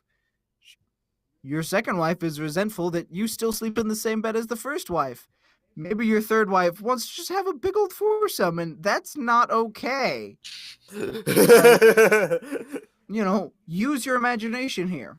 And I then there's a believe- joke about disagreeing with that thing. I believe there's a note in the polygamy section that says take all of the pride from the sex and marriage section and double it, because that's what you've done. Yeah, polygamy is love, sex, etc. times 2, 1 or more. It puts people in complicated and high-pressure situations. Problematic polygamy can drive your game. Can do more than just drive your game. Okay, never mind. Money. David. So American Greed, the TV show, right? Yeah. Enough Yeah. said. It's the shortest of all those Focus. segments. Acts on pride when a person's pride influences the workings of a community, injustice inevitably results. Well, thank you. for Yes, this guy spelling it also out. writes like he's from the 1600s. I know. It Well, hurts sometimes. And I know it's intentional to be flavor and to work well, but then he uses things like dude. Yes. I'm gonna be honest, and we could get into this more, but like if you're gonna write something in like a specific dialect, like for example, the Deadlands books by Pinnacle Entertainment are all kind of written in like a Western brogue kind of thing. If you're gonna do that, you gotta stick with it all the way, or just not do it at all. Yeah, he really needed to go and just put down a style guide. Either you Because some things hit and some things way miss. Yes, yeah. Okay, so injustices occur when someone acts on pride. Money. Someone is hungry when someone else is eating. Someone yada yada. Role. When someone is prevented from fulfilling his or her role in the community. A mother can't care for her child. A husband can't protect his family. A laborer has to do the work of two. A young man can't court a young woman. Righteousness. Someone has to choose between sin and suffering. A person must steal food or else go hungry. A child must lie to his parents or else be beaten. A young woman must see her fiancé behind her father's back or not at all. Things like that. So righteous injustice, there's three basic forms of injustice. Money, issues with money, issues with role, or issues with righteousness. Where did righteousness come from? I don't know. It just showed up all of a sudden. Yeah. Sins. Violence, sex, deceit, disunity, blasphemy, apostasy, worldliness, and faithlessness. Yeah. I could Yep. expound upon them more, but They're kind of self-explanatory. violence, hurting or killing someone, sex, sleeping with someone you're not supposed to, deceit, lying, disunity. This one I think I should expound upon. It's a sin to conspire against another person or to profit from another person's misfortune. Dicking over your neighbor, blasphemy, Frankly, this is just reworded 10 Commandments. except two less. Yeah. Yep. Well, It's actually this is actually the I think it's actually it's the 8 tenets of Mormonism. well, Just straight up. Wow. Where could that have possibly come from? Yeah, just renamed, I think. Yeah, that's nice. I think it's the 8 tenets. Someone fact check me on that. I may be wrong. Apostasy. Well, where was I? Blasphemy. Fuck you, God. My life every day. Apostasy. It's a sin to worship the King of Life in any way not according to the dictates of the faith, to call upon any god but the King of Life, or to turn to the demons for favors. Being an apostate, like, come on, people. David, I fact-checked you. It's 13 articles of faith. or maybe 14 something. Because So- Mormons. Because of I Mormons. don't know, man. I may be thinking of something else, but thank you for fact checking. Eightfold Path, possibly, but that's entirely separate. Moving on. Yeah. Yes. Worldliness. It's a sin to dress immodestly. Don't show ankles or wrists, women. Oh, and don't show your collarbone accidentally. Or your elbows. Yeah. Except, so specific exception to Except- the. Except for when doing work. Women are practical. If they're in the kitchen, they roll their sleeves up. If they're in the parlor, those sleeves are covering those wrists, bitches. No shit. I read that part too, Bucky. All I'm picturing is just like wraps of fabric just in those very specific places and nothing else. No, but You know. never said anything about the clitoris. Oh God. Okay. I really hope that I don't that think they tag knew of it in. Witcher went through. I hope so too. I think it did. I don't think they knew what a clitoris was back then. David has no filter, which is why we have to tag this thing. Yeah. Yeah. So it's a sin to dress immodestly, to smoke tobacco or drink hard liquor, to use vulgar language, to sleep in the same room as an unbeliever, to gamble for money, to work on a day set aside for worship, or to show comfort in the presence of sin. Okay, Yep. Well, I'm a- fuck. we No did commune a lot of housing for you those. guys. It is.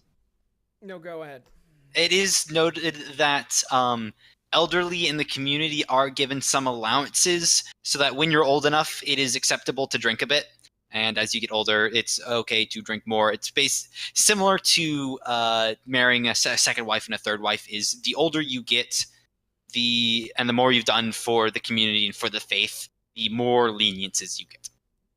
Yeah, and from what I read, it was most of those leniences are more in the form of worldliness. Deceit, sex, violence, disunity, blasphemy, and apostasy are all still pretty much no-goes. But you can maybe smoke a pipe or drink hard or Fuck you, kiddos! I get to drink all I fucking want. Anyway, straight up, Granddad. I was You're 400 considering, years old. on a side note, and I'm probably glad I didn't do that. I'm very glad I didn't do this. I was straight up considering subtitling this stream Mormonism, aka Mormonism the RPG. Yeah. Which it's Not not, but I was wrong. considering it. Terrible idea for a title. Yeah. Yes. It was going to be It the is. subtitle, but whatever. Yeah, I'm glad I didn't, but I'm just saying straight up, I was considering it. Something we haven't mentioned yet that I'm kind of surprised we haven't, and we probably should have brought up when we talked about stewardship and stuff, is that dogs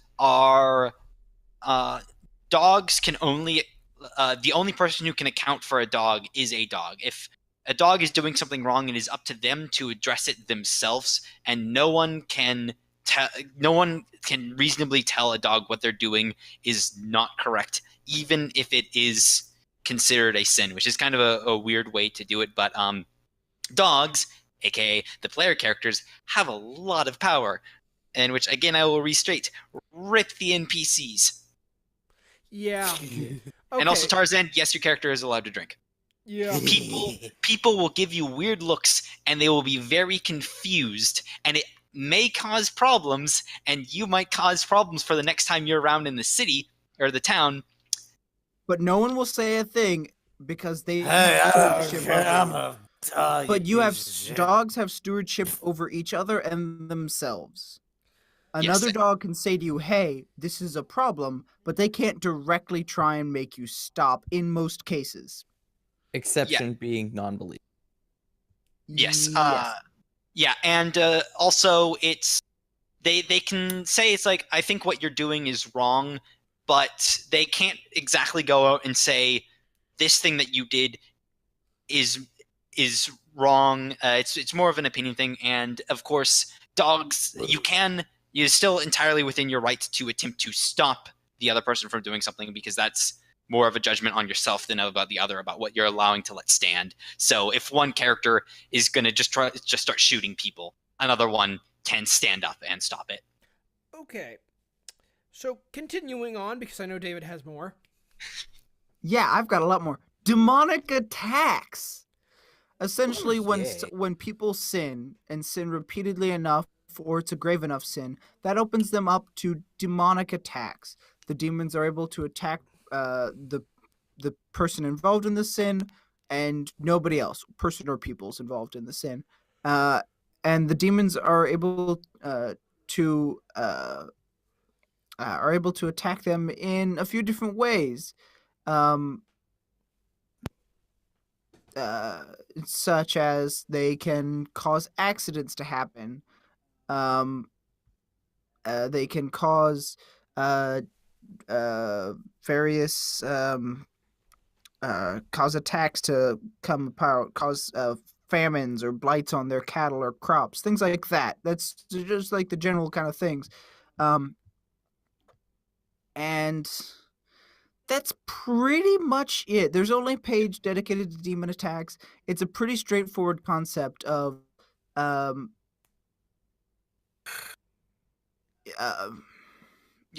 when even someone sins, demons can come in, and there's really It's pretty much for what just straight up demons for can just happen. demon attacks. That's pretty much it. Yeah, but there's a note in there's- here. Yeah, go ahead. I'm sorry, I keep cutting you off. there's a little bit of creativity that's allowed with this, in that one of the towns that I wrote up, in that I went to DM this at some point, so I'm making up a bunch of towns and their problems in advance. One of my towns, there is a family who they're Masons, and their family has been Masons for generations. And you start with the pride problem, in that they they view themselves as superior to all the other people because this town's backbone of the infrastructure is built on their bridges and their houses and stuff like that. And so that they believe that they're superior, so they are mistreating other people. That kind of Mason. Yeah, I was Yes. thinking like Freemasons. No, stonemason. Okay. And That's what my brain said. Though Freemasons were originally like stone masons, but Yes, and so they've been mistreating people, and that's their sin. And in my write-up, this demonic attack has manifested in the stone in the town is just starting to rot. And so when the dogs come in, it leads this really weird image in that stone doesn't rot, wood rots. And you go in, and the Masons are trying to. They're like, oh, this can't possibly be our fault. But it like this. That's how I in writing towns see an extension of demonic attack. This is where the weird stuff. This is the source of the weird stuff happening. This is where the Cthulhu part of the spaghetti went. Yes. Or the Weird West comes into play. yep. Yes. And we will talk about that particular thing in a minute, in a little bit. David, if you would, Yeah. you have more. Yes. So one little note on the demons is that there's a little footnote almost that I think should kind of be expanded upon. Let me just directly quote it. Choose what's best for this particular town, but you should know what you choose now will constrain your choices later. Over time, your players will develop expectations about the rules the demons follow, and that's good. Defy those expectations with caution. So it's saying things like, and very openly in this little blurb or this page about demons attacks, it pretty much says that how demons operate is up to you. And that's kind of a thing throughout the book, is that demons they can be literal demons. You can take it that interpretation as it's kind of portrayed in the book, or maybe you can tone it down a little bit and it can be more of internal demons and things like that. And you can do much more, you can do less overt things with it. But I like this little blurb about consistency. Your players will develop expectations about the rules, because that's saying things like the demons in this, in my telling in this story are very overt. They can dry rot stone, and they can fallow an entire field of cow, or they can sour the milk in a dairy cow's udder, and they do things like that, and they're very overt but devious in how they affect people, and they will cascade out, and it won't just affect the people who have directly committed the sin.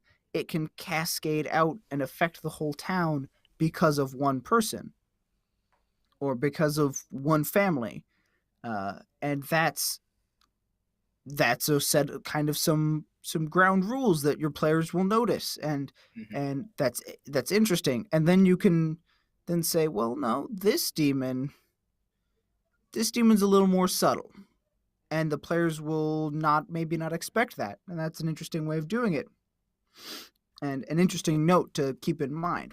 So I that's one little blurb that sticks out to me, and I think is a good thing. Yeah, but he does say use it with caution, because you don't want to run 20 sessions of demons are very underplayed, and it's really the demon is just their internal struggle, and then have a session where they literally fight a giant fire beast, and it's like, yeah, exactly. Defy their expectations with caution, because you want consistency, and that's one of the things that is kind of drilled in, is consistency in your storytelling style throughout this, and that is interesting and good. And on your note about they're fighting a giant fire-breathing demon, never in this book that I saw did they mention actually physically seeing the demons. yes, they. I believe there's a mention of if you want to tweak it, you can, but in the base interpretation of the rules, how the guy who wrote these rules would play a game, the demons themselves have no physical form. They are nameless, faceless entities that. No, they have names. Yes, they do. They can have names. It's a thing. Yes, because just as dogs and your character sheet have relations, NPCs that you face also have relations.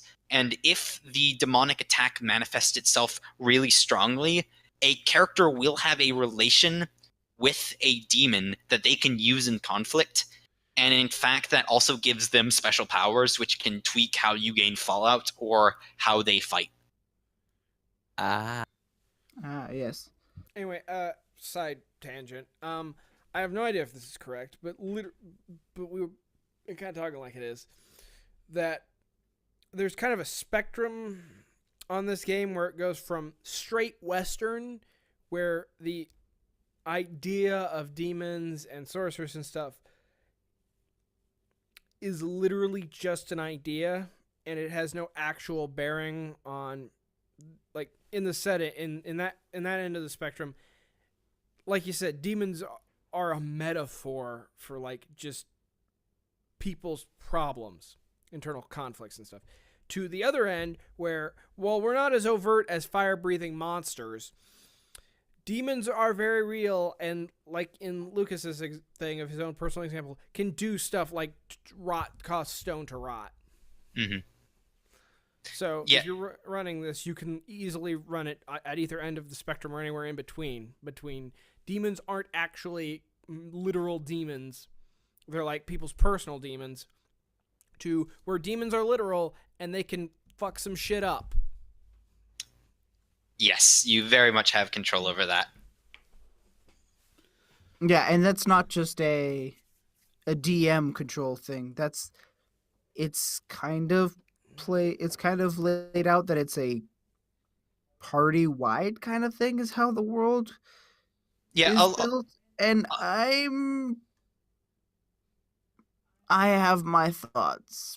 That was actually mentioned in my chapter, and I glossed over it.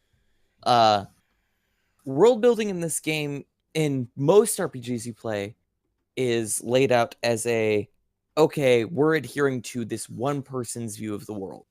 This is either the GM's view of the world and they're controlling it, or we're adhering to a pre-built and adjusting it a little bit. That's most RPGs. What this game does is there's things that are obvious, but it specifically says that the GM can, or like if the player asks, hey, is there this thing here? The GM is told to stray away from absolutely saying, yeah, that thing's there for sure. And more towards opening it, okay, does it make sense to you guys? As a party, does it make sense to you that this thing would be here? And subsequently, the GM can also say, hey, I feel that this thing should be here. What do you guys think about that? And it's almost like you are collectively building this world together and interacting with. And I think that's interesting, but I also think it can lead to, depending on how your party makeup, how the people at the table are, I think that can lead to some things that kind of might end up straying away from what you're all there for. And I also think that there's kind of I get the feeling that the author of this doesn't like a lot of other tabletop games, because he kind of, the tone he takes up when talking about other systems is pretty negative sometimes. And I think his statement that other systems are strict adherence to, I don't think it says strict adherence, but adhere to in general, it's one player's person's vision. But it's not, though. The world is, the base that you are building on has been one person's build, or occasionally a couple of people pre-set up. But the overall this is world, a very active, the players are contributing to building this world the entire game. Yep. Yes. We're kind of straight into the We're going off on the weeds, but I don't give a fuck about Go that. for We're it. having a good debate Go now, for so it. shut your trap, dude. Fine. The concept that the DM plans out, what's in the world and what's in that tree and all that is very false in almost every game I can think of. There are some DMs who play, in your standard tabletop who will plan out a lot, but most of the time, if the world, or for lack of a better word, we'll say the encounter. There's the right word. The encounter and the area that the encounter takes place in is mapped out roughly by the DM, and then the players will ask questions like, "Hey, where's the bar?" And the DM will say, "Oh, the bar is on the north side of the room." And it's got a tall, burly-looking bartender who's laughing right now and talking with a patron, and things like that, which is very interactive, and comes across as can come across as scripted or pre-planned, but really it's a lot of improv. And I think this Right, game, but the only this thing, game, the difference- the only difference that I see between this game is, instead of the DM just saying, "Yeah, there's the bar," or "No," it's the DM opens up the question, "Well, is there a bar?" And the rest of the party can go, "Well, yeah, there's a bar there." Well, yeah, And like I'm not the saying that's a entire bad thing- thing, yeah, but it's different. I think the Tony, and my gripe is that the Tony took up when talking about other games was kind of well, it wasn't It it rubbed wasn't me the wrong negative. way. It wasn't necessarily negative. It was set up to emphasize the difference that in most others, it's the GM has final say, and in this system, well, technically, yes. In general, it's It's a as a it's a much party, more you are collaborative. building this entire thing together. I mean, the GM's setting it up, but there's distinctions between the type of things that the players do and the PC. Yeah, the system kind of feels like a group Mormon fan fiction. Oh my god, Yeah. it does. Yeah. It does. Particularly But- in the So- vein of Utah Mormons. 'Cause You're that's literally where in you Utah. are. Yeah, you're in Deseret, which is literally Utah. But no, yeah. So aside from that, it's and you did bring up a good point that this game very heavily stresses the distinction between player and character, and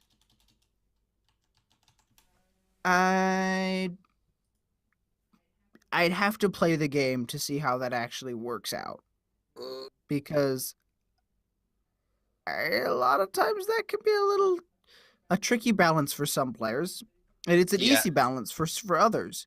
I'd have to play the game with a party or two to actually see how it plays out. Some groups can really take a shine to the system, and some will Fall it flat. will go off the rails very quickly. Yep. Yeah. All right. So back to building a town. Other things you can have in a town is false doctrine, like, false doctrine. Do I need to elaborate? No, I don't. Oh, You gotta earn those PhDs. next, corrupt worship. Yeah, this one I'll go a little bit more into. The outward expression of false doctrine is false worship and corrupt ceremony. So, yeah, like Snake saying orgy. that snake orgies. God told me to kill him. Yeah, Sacrifice the Yeah. goat. false priesthoods, sorcery. Oh, this is fun. The organized worship has power. The power of an organized heresy is that demons will serve it. The false priest is a sorcerer. He or she will have demonic attendance, overt or covert, noticed or not. Since the false priest necessarily wants at heart to bring the congregation to ruin, the demons will give up their own agenda and adopt the cults. The members of a cult are also vulnerable to demonic possession. The demon can take control of the person's will and act through that person directly. Look ahead to the chapter on NPCs for more about sorcerers and possession. I'm gonna just skip ahead to that part. Yeah, go for it.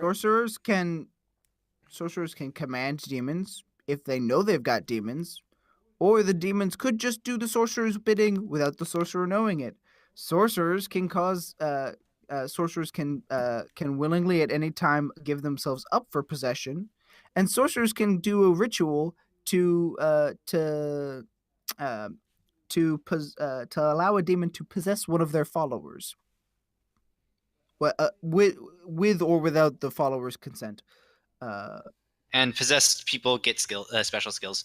Yeah, and special traits that are kind of weird and fun. Hate and murder. Yeah, way more. The first line is, and here I'm talking about something way more serious than passion and rage. A hate is an organized and deadly assault on the faithful by the demonic, made wholly personal.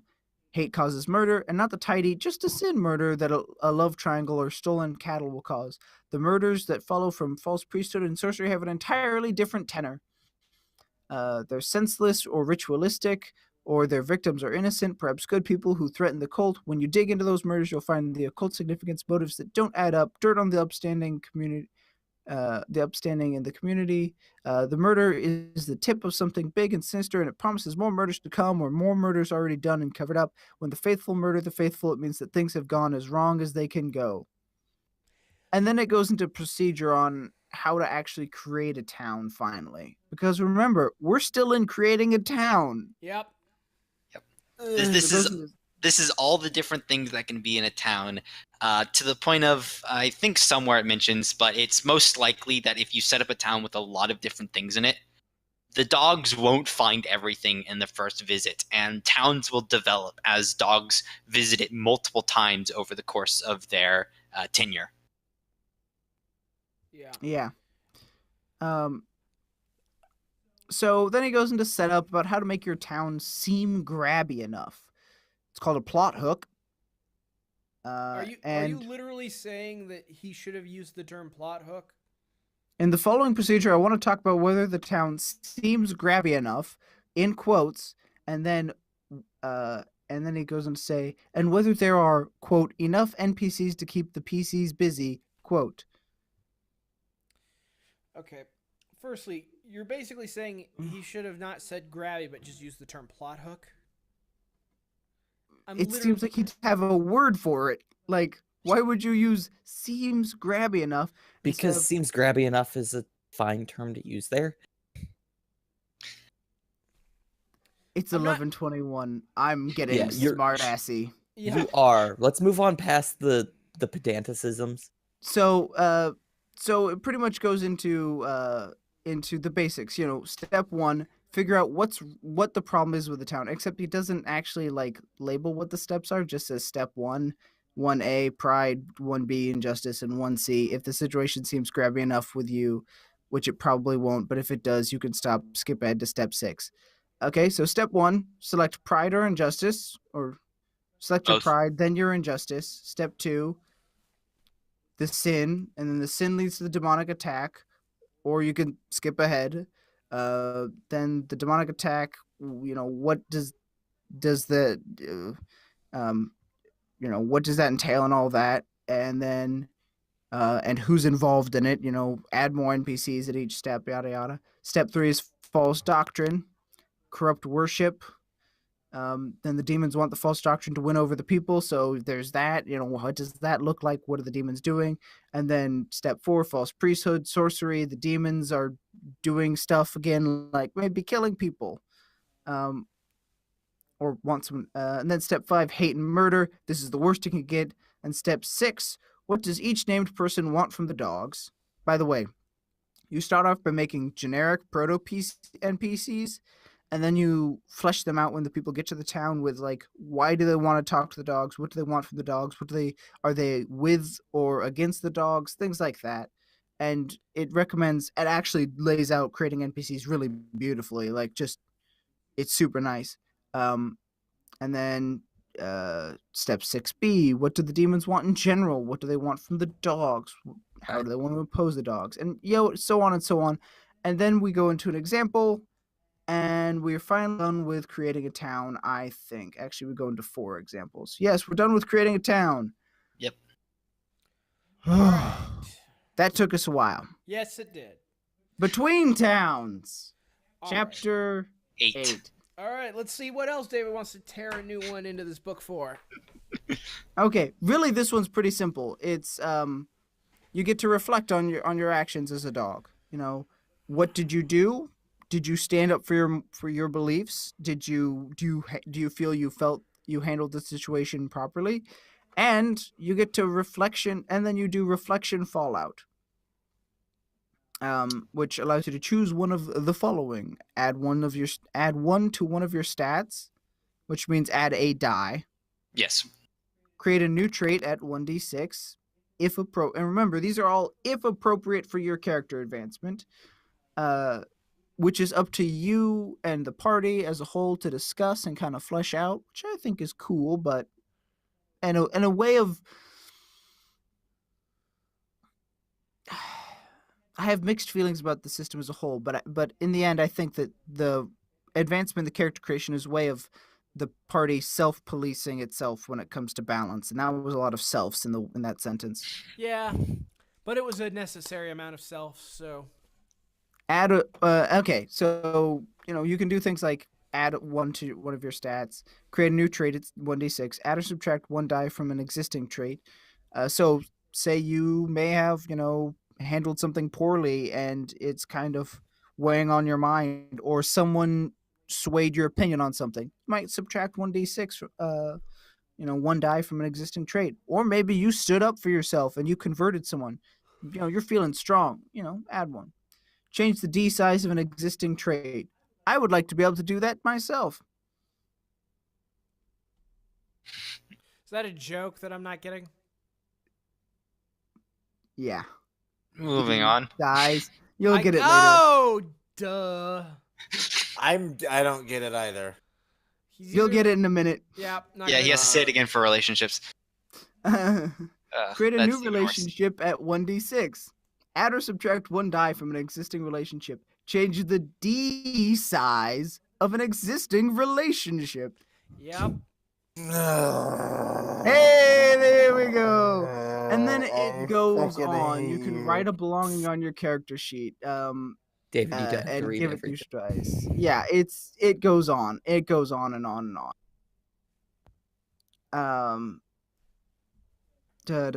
And then the GM proposes the question of, where do you go next? Do you go to the next town? Maybe do you go back to a previous town? Do you go home? Stuff like that.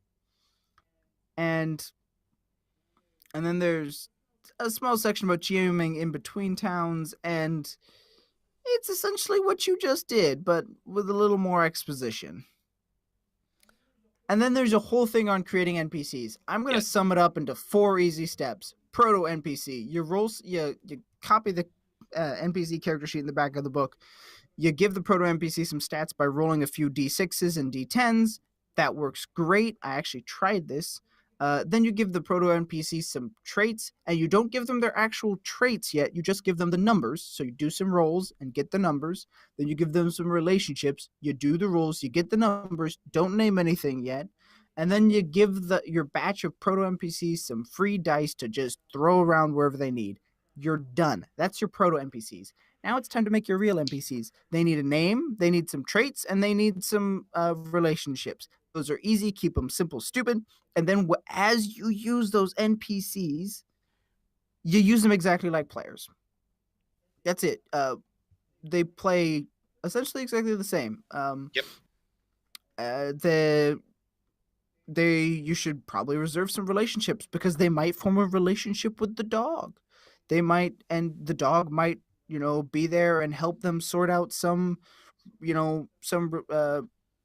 trouble with the neighbor, stuff like that, right? Like, it's good to have some extra dice, yada yada yada. And then groups. Sometimes the PCs will get into conflict with a group, and that multiple people in a conflict, it's reiterating that essentially. Mm-hmm. With one little exception that basically you can simplify things by they use the example of Brother Thaddeus's 7 farmhands, and those 7 farmhands are basically acted as a single NPC with a ludicrous amount of stats. Yeah, because that's essentially what happens when you add up all these PCs helping each other. They just get a ludicrous amount of stats. And then there's a small section on when a NPC helps a PC, and that's essentially doing the same thing as when a PC helps another PC. Yeah, you basically throw it a couple even says see chapter 4 for details. And then there's a section on possessed people. I already kind of went over that. Essentially, the things you need to know are it can be willing or unwilling, but it can only be unwilling if a sorcerer has done a ritual on the unwilling victim. And then there are manifestations in the forms of powers, of cunning, ferocity, preservation, and viciousness, which are kind of the inverse of the 4 core stats. Cunning. And then Cunning is that basically whenever the possessed person does a social conflict, the relationship with the demon is just automatically applied. Ferocity is the same for physical conflict. Preservation is they take less fallout dice. And vicious is whenever an opponent of theirs takes fallout dice, bump up the quality of the fallout dice. And this is how you can get killed without getting shot. Yep. Oof. Yep, they're pretty potent. That's some badass crap right there. And that's pretty much the basics of possessed people. One final thing is that in addition to having the powers, they get powers based on how strong their relationship is. So if the relationship with the demon is 2d6, they get 2 powers. But additionally, they also get 2 manifestations. So however many powers you have that many manifestations. And these are things like their example is my hair moves even without wind, and my pupils reflect light like a cat's eyes. Yeah,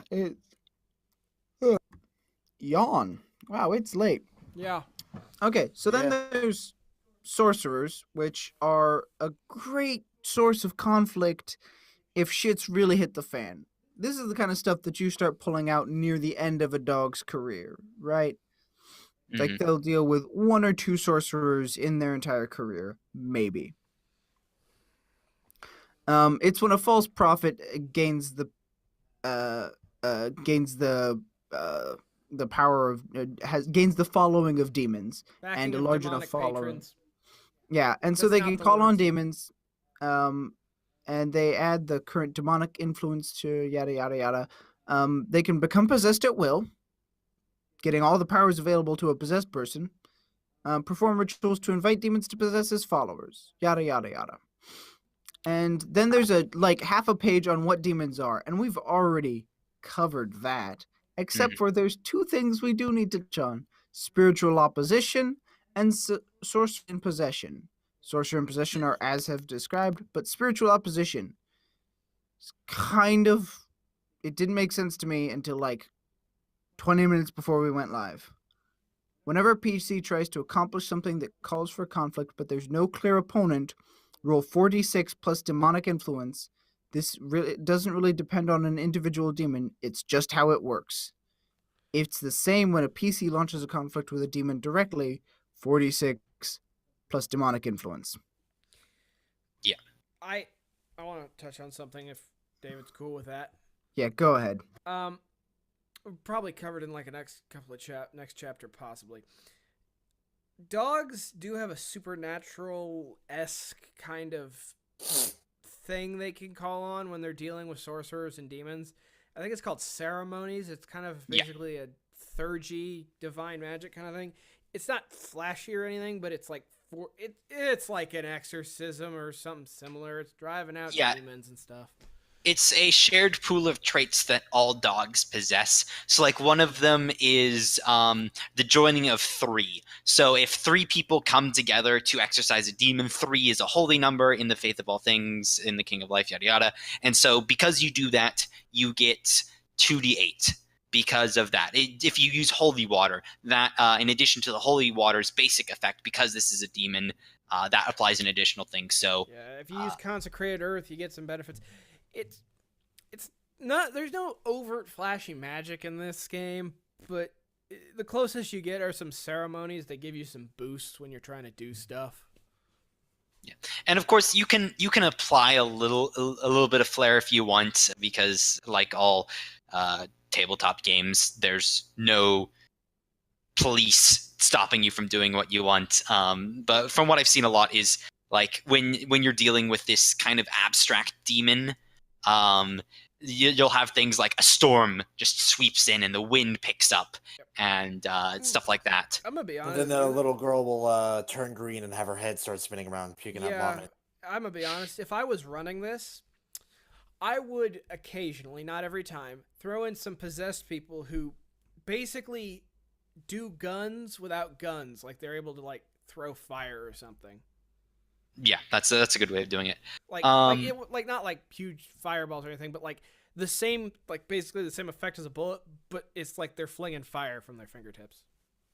Yeah. I don't know where it's mentioned, but I believe somewhere in the book it mentions that demonic influence is a number of D10s based on how much bad stuff the dog has witnessed. So it follows the pride and justice sin scale to where the further you're along, the more dice you face. Where if it's just a pride problem at the moment, demonic influence is just at 1d10. But when a body's hit the floor and someone's dead, you're at 4d10 demonic influence. And so then when you try and deal with that, you're going up against 46 plus 40-10, and that's kind of a lot to deal with. Yeah. So, David, if you've got more, continue. Yeah, the how to GM, it can be summed up as play the town the way the town would work. So the basics of it are you play the town, you play the characters, how they would interact with the dogs.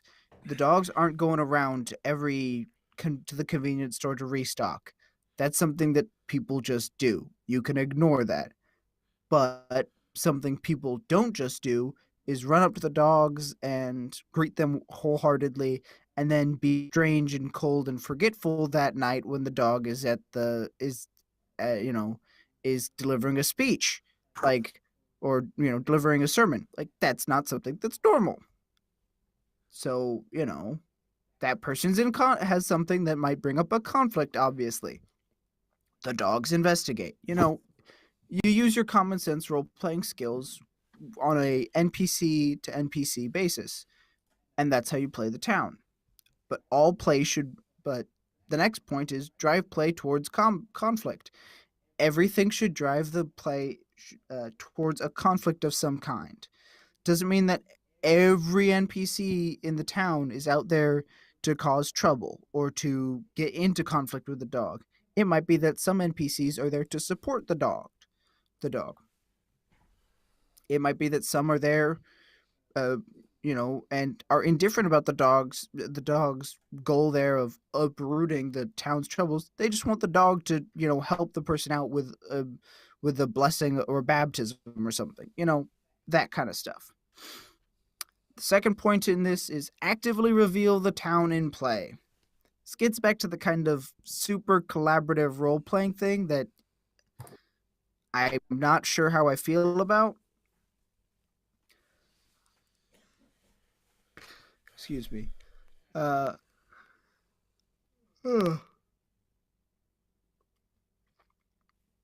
Anytime an NPC, talks to a dog, something should be revealed.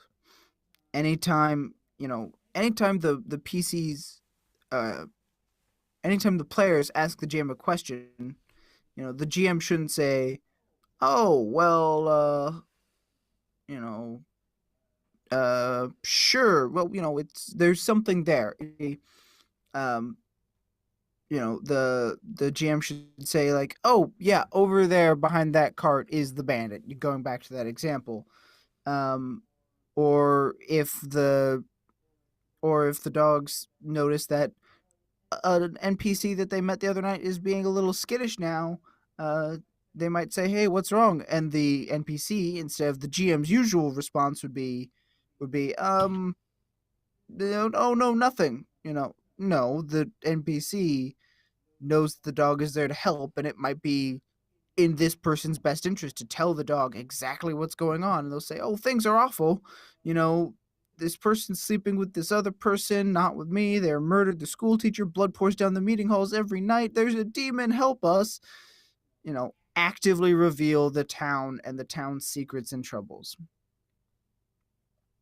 And I think that's just generally a good idea for any kind of tabletop game based around intrigue and discovery, because at this game's core, it's part intrigue game and part social conflict game. Yeah, the way that he has this set up, it seems like some towns will play out a lot like how American like cop dramas do, where you are like introduced to a problem. These people come in, they're trying to get answers from people. Some people are trying to help, some people are trying to hurt, and it occasionally results in a gunfight / dealing with the problem. And even in those, that you might get little flashes of things that the players aren't, or the cops, the characters aren't experiencing to help you push you along. Yeah. And at the end of every game session, someone puts up a sign that says Executive Producer Dick Wolf. Yes. Yep. At the beginning, Yep. So, and the next point is follow the player's lead about what's important. This is also just another great general GMing tip.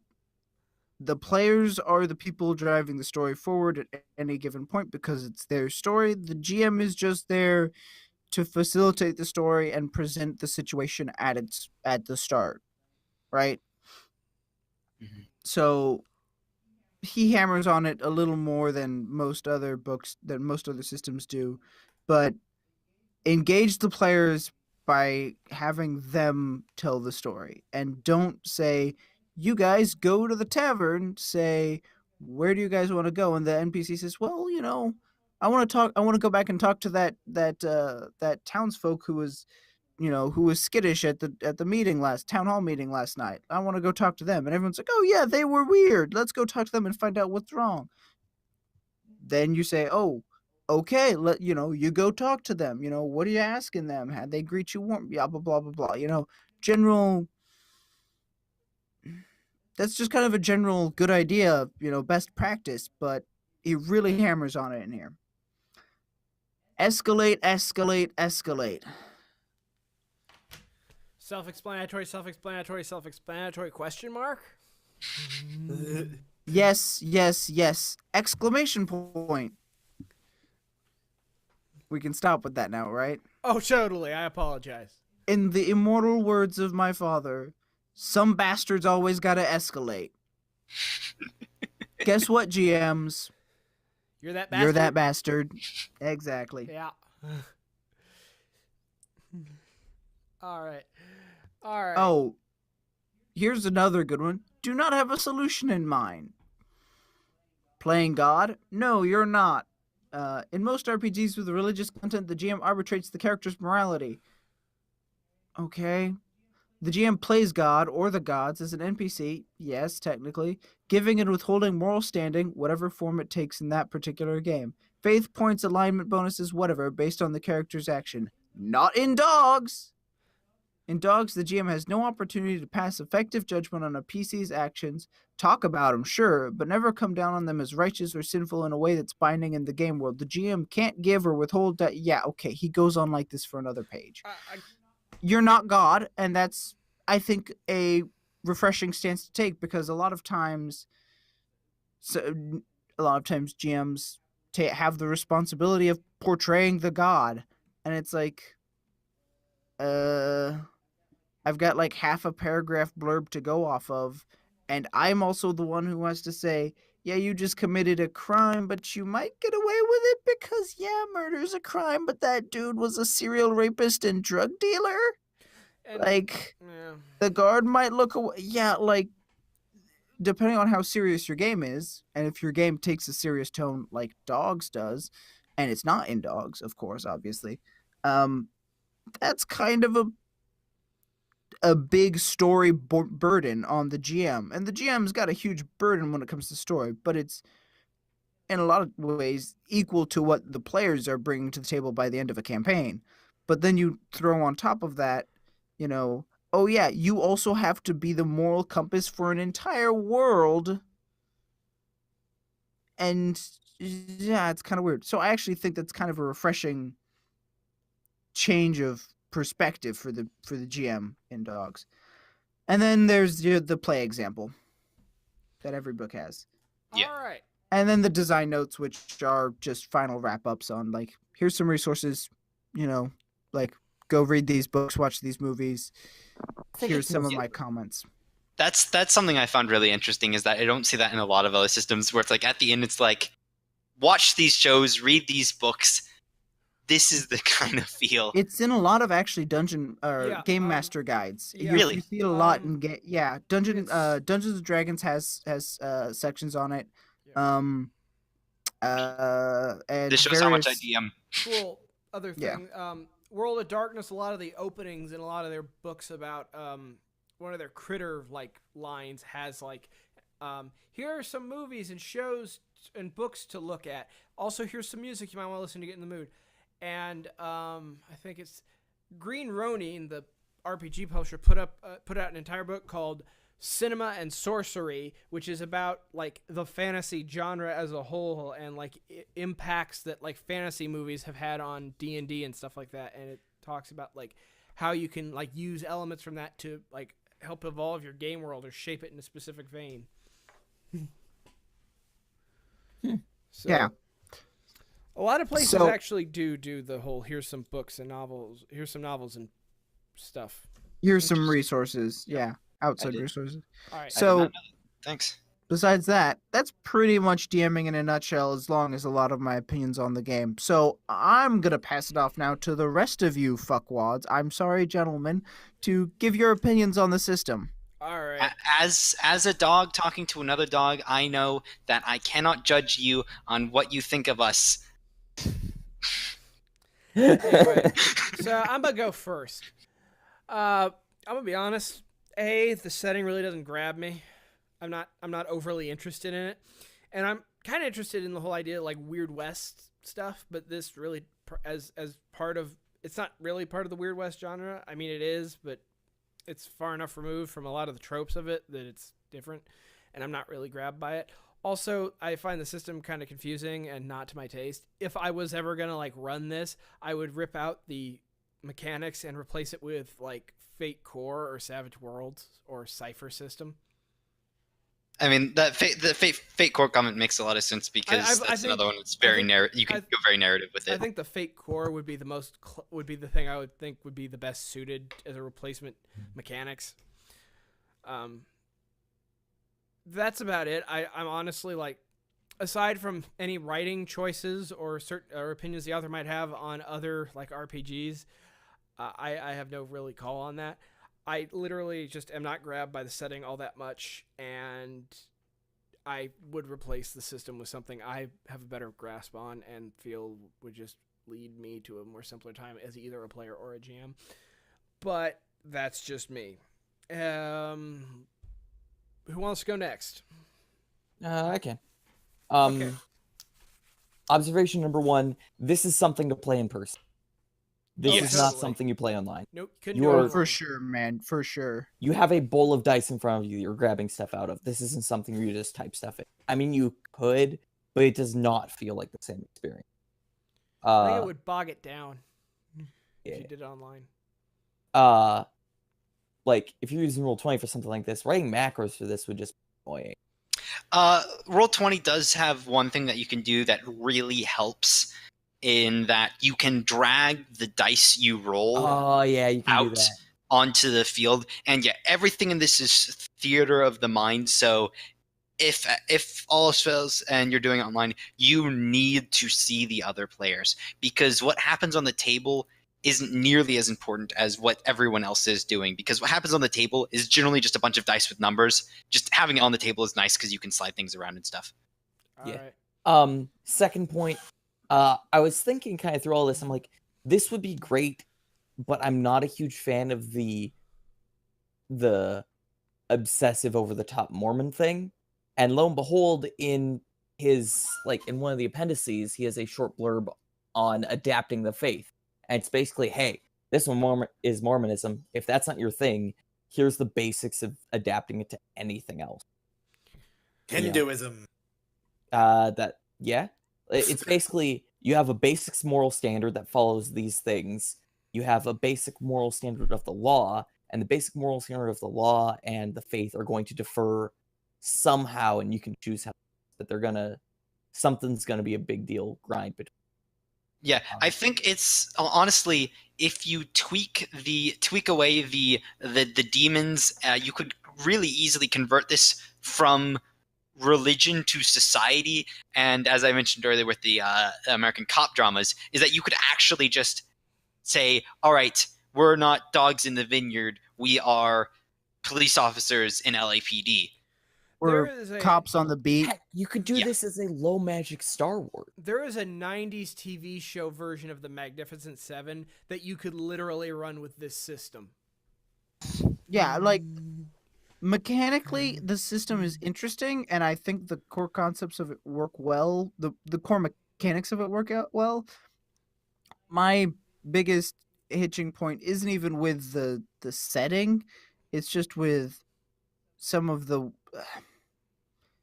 You don't like design choices? I don't like some of the design choices. And that's mostly it. Yeah. One more point I'll make. Yeah, go for it. Go for it. No, I'm trying to remember it. Tarzan, I'll remember. What? Tarzan, your What- opinions while your Bucky's trying to opinion remember thing. his last point, if you would, please. Oh, my opinion is pretty much the same as it doesn't grip me. I'm not interested in playing this system. Yeah.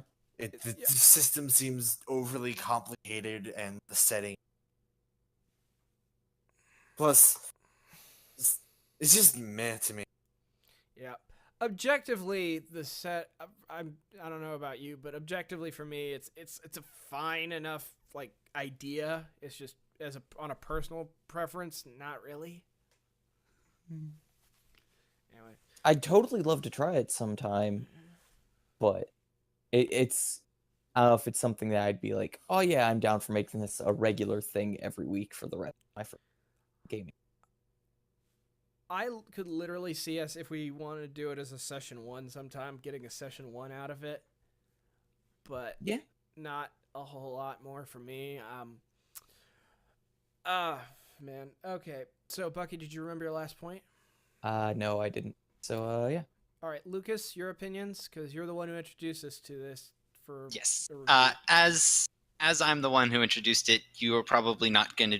You shouldn't be surprised by the fact that I really like what this system is trying to go for.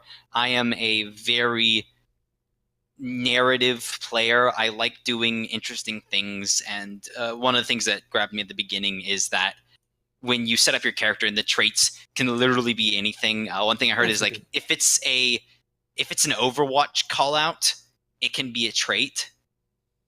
And I just like the character to character interaction, and it is something that is to not to a lot of people's tastes who like the crawling through dungeons in D&D and throwing out fireballs and hitting a bunch of people in a 60-foot radius.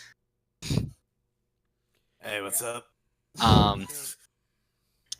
I think that a lot of the confusion will go away with an introductory playthrough. The way that conflict works is very hard to write out, and he did his best. But I feel like when you play it, it gets a lot simpler to where it's just these are my dice. This is the number I'm trying to hit, and we go back and forth. I'm gonna side tangent, but a little bit honest. It's very different from, yet simultaneously reminds me the most of a thing that Marcus, his brother, a friend of ours, Zach, and David and I did one afternoon, where we literally, I don't remember what it's called, David might remember, but you basically describe what you want to do and you flip a coin to see if you succeed or not. This system is not that, but literally that's the closest thing I can equate it to off the top of my head. Yeah, it was an improv exercise that we did in theater class. But yeah, it's It seems like almost a more structured version of that. yeah, of being able to just say I want to do this or here's what I'm doing, and then you've got some stats to back it up that you roll with. The conflict system, I think I've got my head wrapped around it, but even the mechanics aren't my big hitch. My big hitch is just kind of on, I don't know, like the basic idea and core concept of it interests me. The setting interests me. The mechanics don't seem too difficult, but just the overall fit and finish of the system kind of puts me off from it. All right. And that's my. I remembered something else. Yeah, Something go ahead. about the idea for the combat is that it's turn-based with a I raise, you see, you raise, I see, back and forth.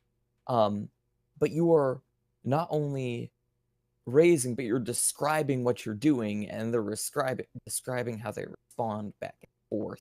And it's a turn-based narrative. Yeah, and that's what's really interesting about it, is that it's a system that allows a combat system that it accepts a conversation. And that's when, like, I put forward my 2 dice, and I stare them in the eyes and I say, I think you're not telling me the truth. And then they would put forward their 2 dice and be like, really, it's nothing. It's not a problem. And you go back and forth through this conversation.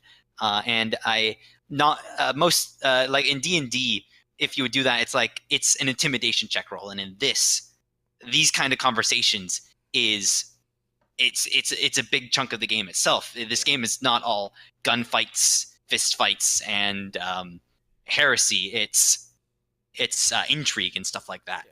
Yeah. I could be reading this wrong, but the whole idea is, for me, your initial 2 dice from whatever you roll are just the setup for the scene, like your initial actions. Then when you see, that is you responding to your opponent's action, and then when you raise, that is your next action, and their C is them responding, and so on and so forth. Yeah. It's fine, but like I said, personally, like I said, I've said it like twice now. If I was gonna run this, I would replace the mechanics because with something I just feel I could have a better handle on. But it's not a bad system. It's just not my cup of tea. Yeah. See, and I think a few other systems that would work for that, like Fate might work because it's very narratively driven, but I also feel like this system was built specifically with that kind of play in mind, and the play was designed with this system in mind. You know, they came up, they were birthed at the same time with the same concept in mind. So I think they really only kind of work together. But even if it was in a different system or in the same system, I don't think I'd see myself playing this one more than once or twice. I think I want to give it a try before I make my final judgment on it, but I think I'd want to play it and not GM it. Yeah. Well. Yeah. Which is good because, I would love to play this. I also am a kind of person who sees this and like, this is the system that I want to GM. I want to spend hours slaving away at what is this town's problem, and then have people come in and see how they want it, how they would go about solving it. Well, I don't know. Maybe you may get your chance with us if we ever want to do a session 1 of this, because I could totally see like it may not be my cup of tea, but I could totally see doing a session 1, just seeing how it goes. Anyone else have any last points or any more points? Not necessarily last points. No, I think that's it for me. Meh. Okay, well, I think that's us wrapped up. Yep. More or less. That's it. Good night, everybody. See See y'all ya. again. See you in 2 weeks. Before we go, Yes. we would like to open this up for not only discussion amongst ourselves, but discussion in comments, critiques, or anywhere else about the games that we might review next. We each have an option or two, and so why don't we Tarzan- go through them real Actually, quick? Tarzan, did you ever come up with one for you at least? You did. It's Bushido. What? You came up with one. It's Bushido. I don't know what that is. Just say yes. That or 7. you can steal Fate Core from me. Or you can say Legend of the Five Rings. No, Bushido's more annoying than Legend of the Five Rings. Tarzan being the troll, he'll like this. Wait, All right, we're he'll doing like it. trolling us. So, I bring to the table Lamentations of the Flame Princess because I've seen it in a bookstore, I've skimmed through it, and I really want to know more about it. David's obsessed with And- this. I'm obsessed with this. I've been trying to convince myself to buy it for like a year now. And then my other option is Big Gay Orcs. Because of course. Yeah. All right. Let Because me David. actually, I would actually like to give a little bit more exposition on this one. I propose an episode where we dive into the kind of relatively new phenomenon of, well, not new, but the resurgence of one-page RPGs. Games like Big Gay Orcs, Laser feeling. Stuff. Lasers and Feelings, Swords and Spell Scrolls, and things like that. And dive into why they're interesting and some of the fun and interesting ones that are out there right now. Yeah. And a lot of them are free and easily available, so I think I think it'd just be a fun episode. So those are my two options. Those are my two offerings. All right. Marcus, what is your offering? I actually did come up with the second one. So I've Cool. got Claustrophobia. It describes itself as the game about crazy gnome explorers on board the doomed nuclear submarine, the sentient vehicle HMS Keaton. Did you Basically, say Keaton? the Keaton. You it are like- a bunch of gnomes driving your submarine around through magma, and the hook for it is that you bring to the table a garden gnome. An that actual is garden your- gnome? Bring an actual garden gnome to Okay. and that's your character. Sweet. What's your other one? Oh, and then the other one, I went through a couple of RPG repositories and just found one that sounded cool by the name alone. So I know Oh, boy. literally nothing about this. But Chubo's Marvelous Wish Granting Engine. Oh my god, I've boy. looked at that. It sounds so hilarious and cool and fun and cute. It's I know diceless. literally nothing about it. It's diceless. Ooh, fun. I like that. Interesting. All right. Lucas, what do you got?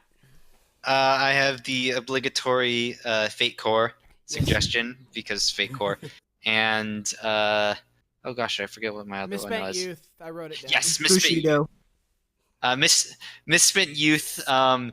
If you can handle reading the PDF, it's Green Day the RPG, and that extends all the way down to what the book looks like. To where there's a free version that is literally called the Eye Bleed edition Oh, because it is painful to look at. Oh dear lord, please no. No, But- no. And as a system in and of itself, it's actually extremely simple. Probably almost too simple, but then again, we are also suggesting a one-page RPG. Yeah. Well, Yeah. okay. I'm gonna. We're suggesting a one-page RPG about big gay orcs. Yep, we are. Big gay Tarzan orcs. didn't have anything, so David just plastered Bushido on there. Bushido. I'm the Did boring I? one. Everything I ever want to do is pretty boring in comparison to you guys, so we're only gonna spice it in there every once in a while, pepper it in there. I want to do either Cipher Core, or Savage Worlds. We need to do Savage Worlds eventually so I can actually understand that system. Right, Bucky? We played Yeah. it. Bucky, do you understand what we were doing? No, he does not. No, Exactly. I But didn't. this isn't for this is just for a session 0 like breakdown or overview. Probably a breakdown for any of these. So yeah, leave your thoughts down below Other or in the suggestions. chat. Yeah, offer Definitely your just fatal. suggestions. Or yeah, you can offer them in the chat, or you can leave them down below, down in the comments on the YouTube posting of this, which should be up on Monday. Yep, if I and, did everything, if I clicked the right checkbox. But we're gonna end the stream here, and we are gonna take a few minutes to kind of discuss this amongst ourselves. But We'll take your comments, questions, concerns, and smartass remarks into consideration at a later date. Good night. But before we do another one, have a good night, ladies and gentlemen. Goodbye. See ya. And remember, try not to roll a 1.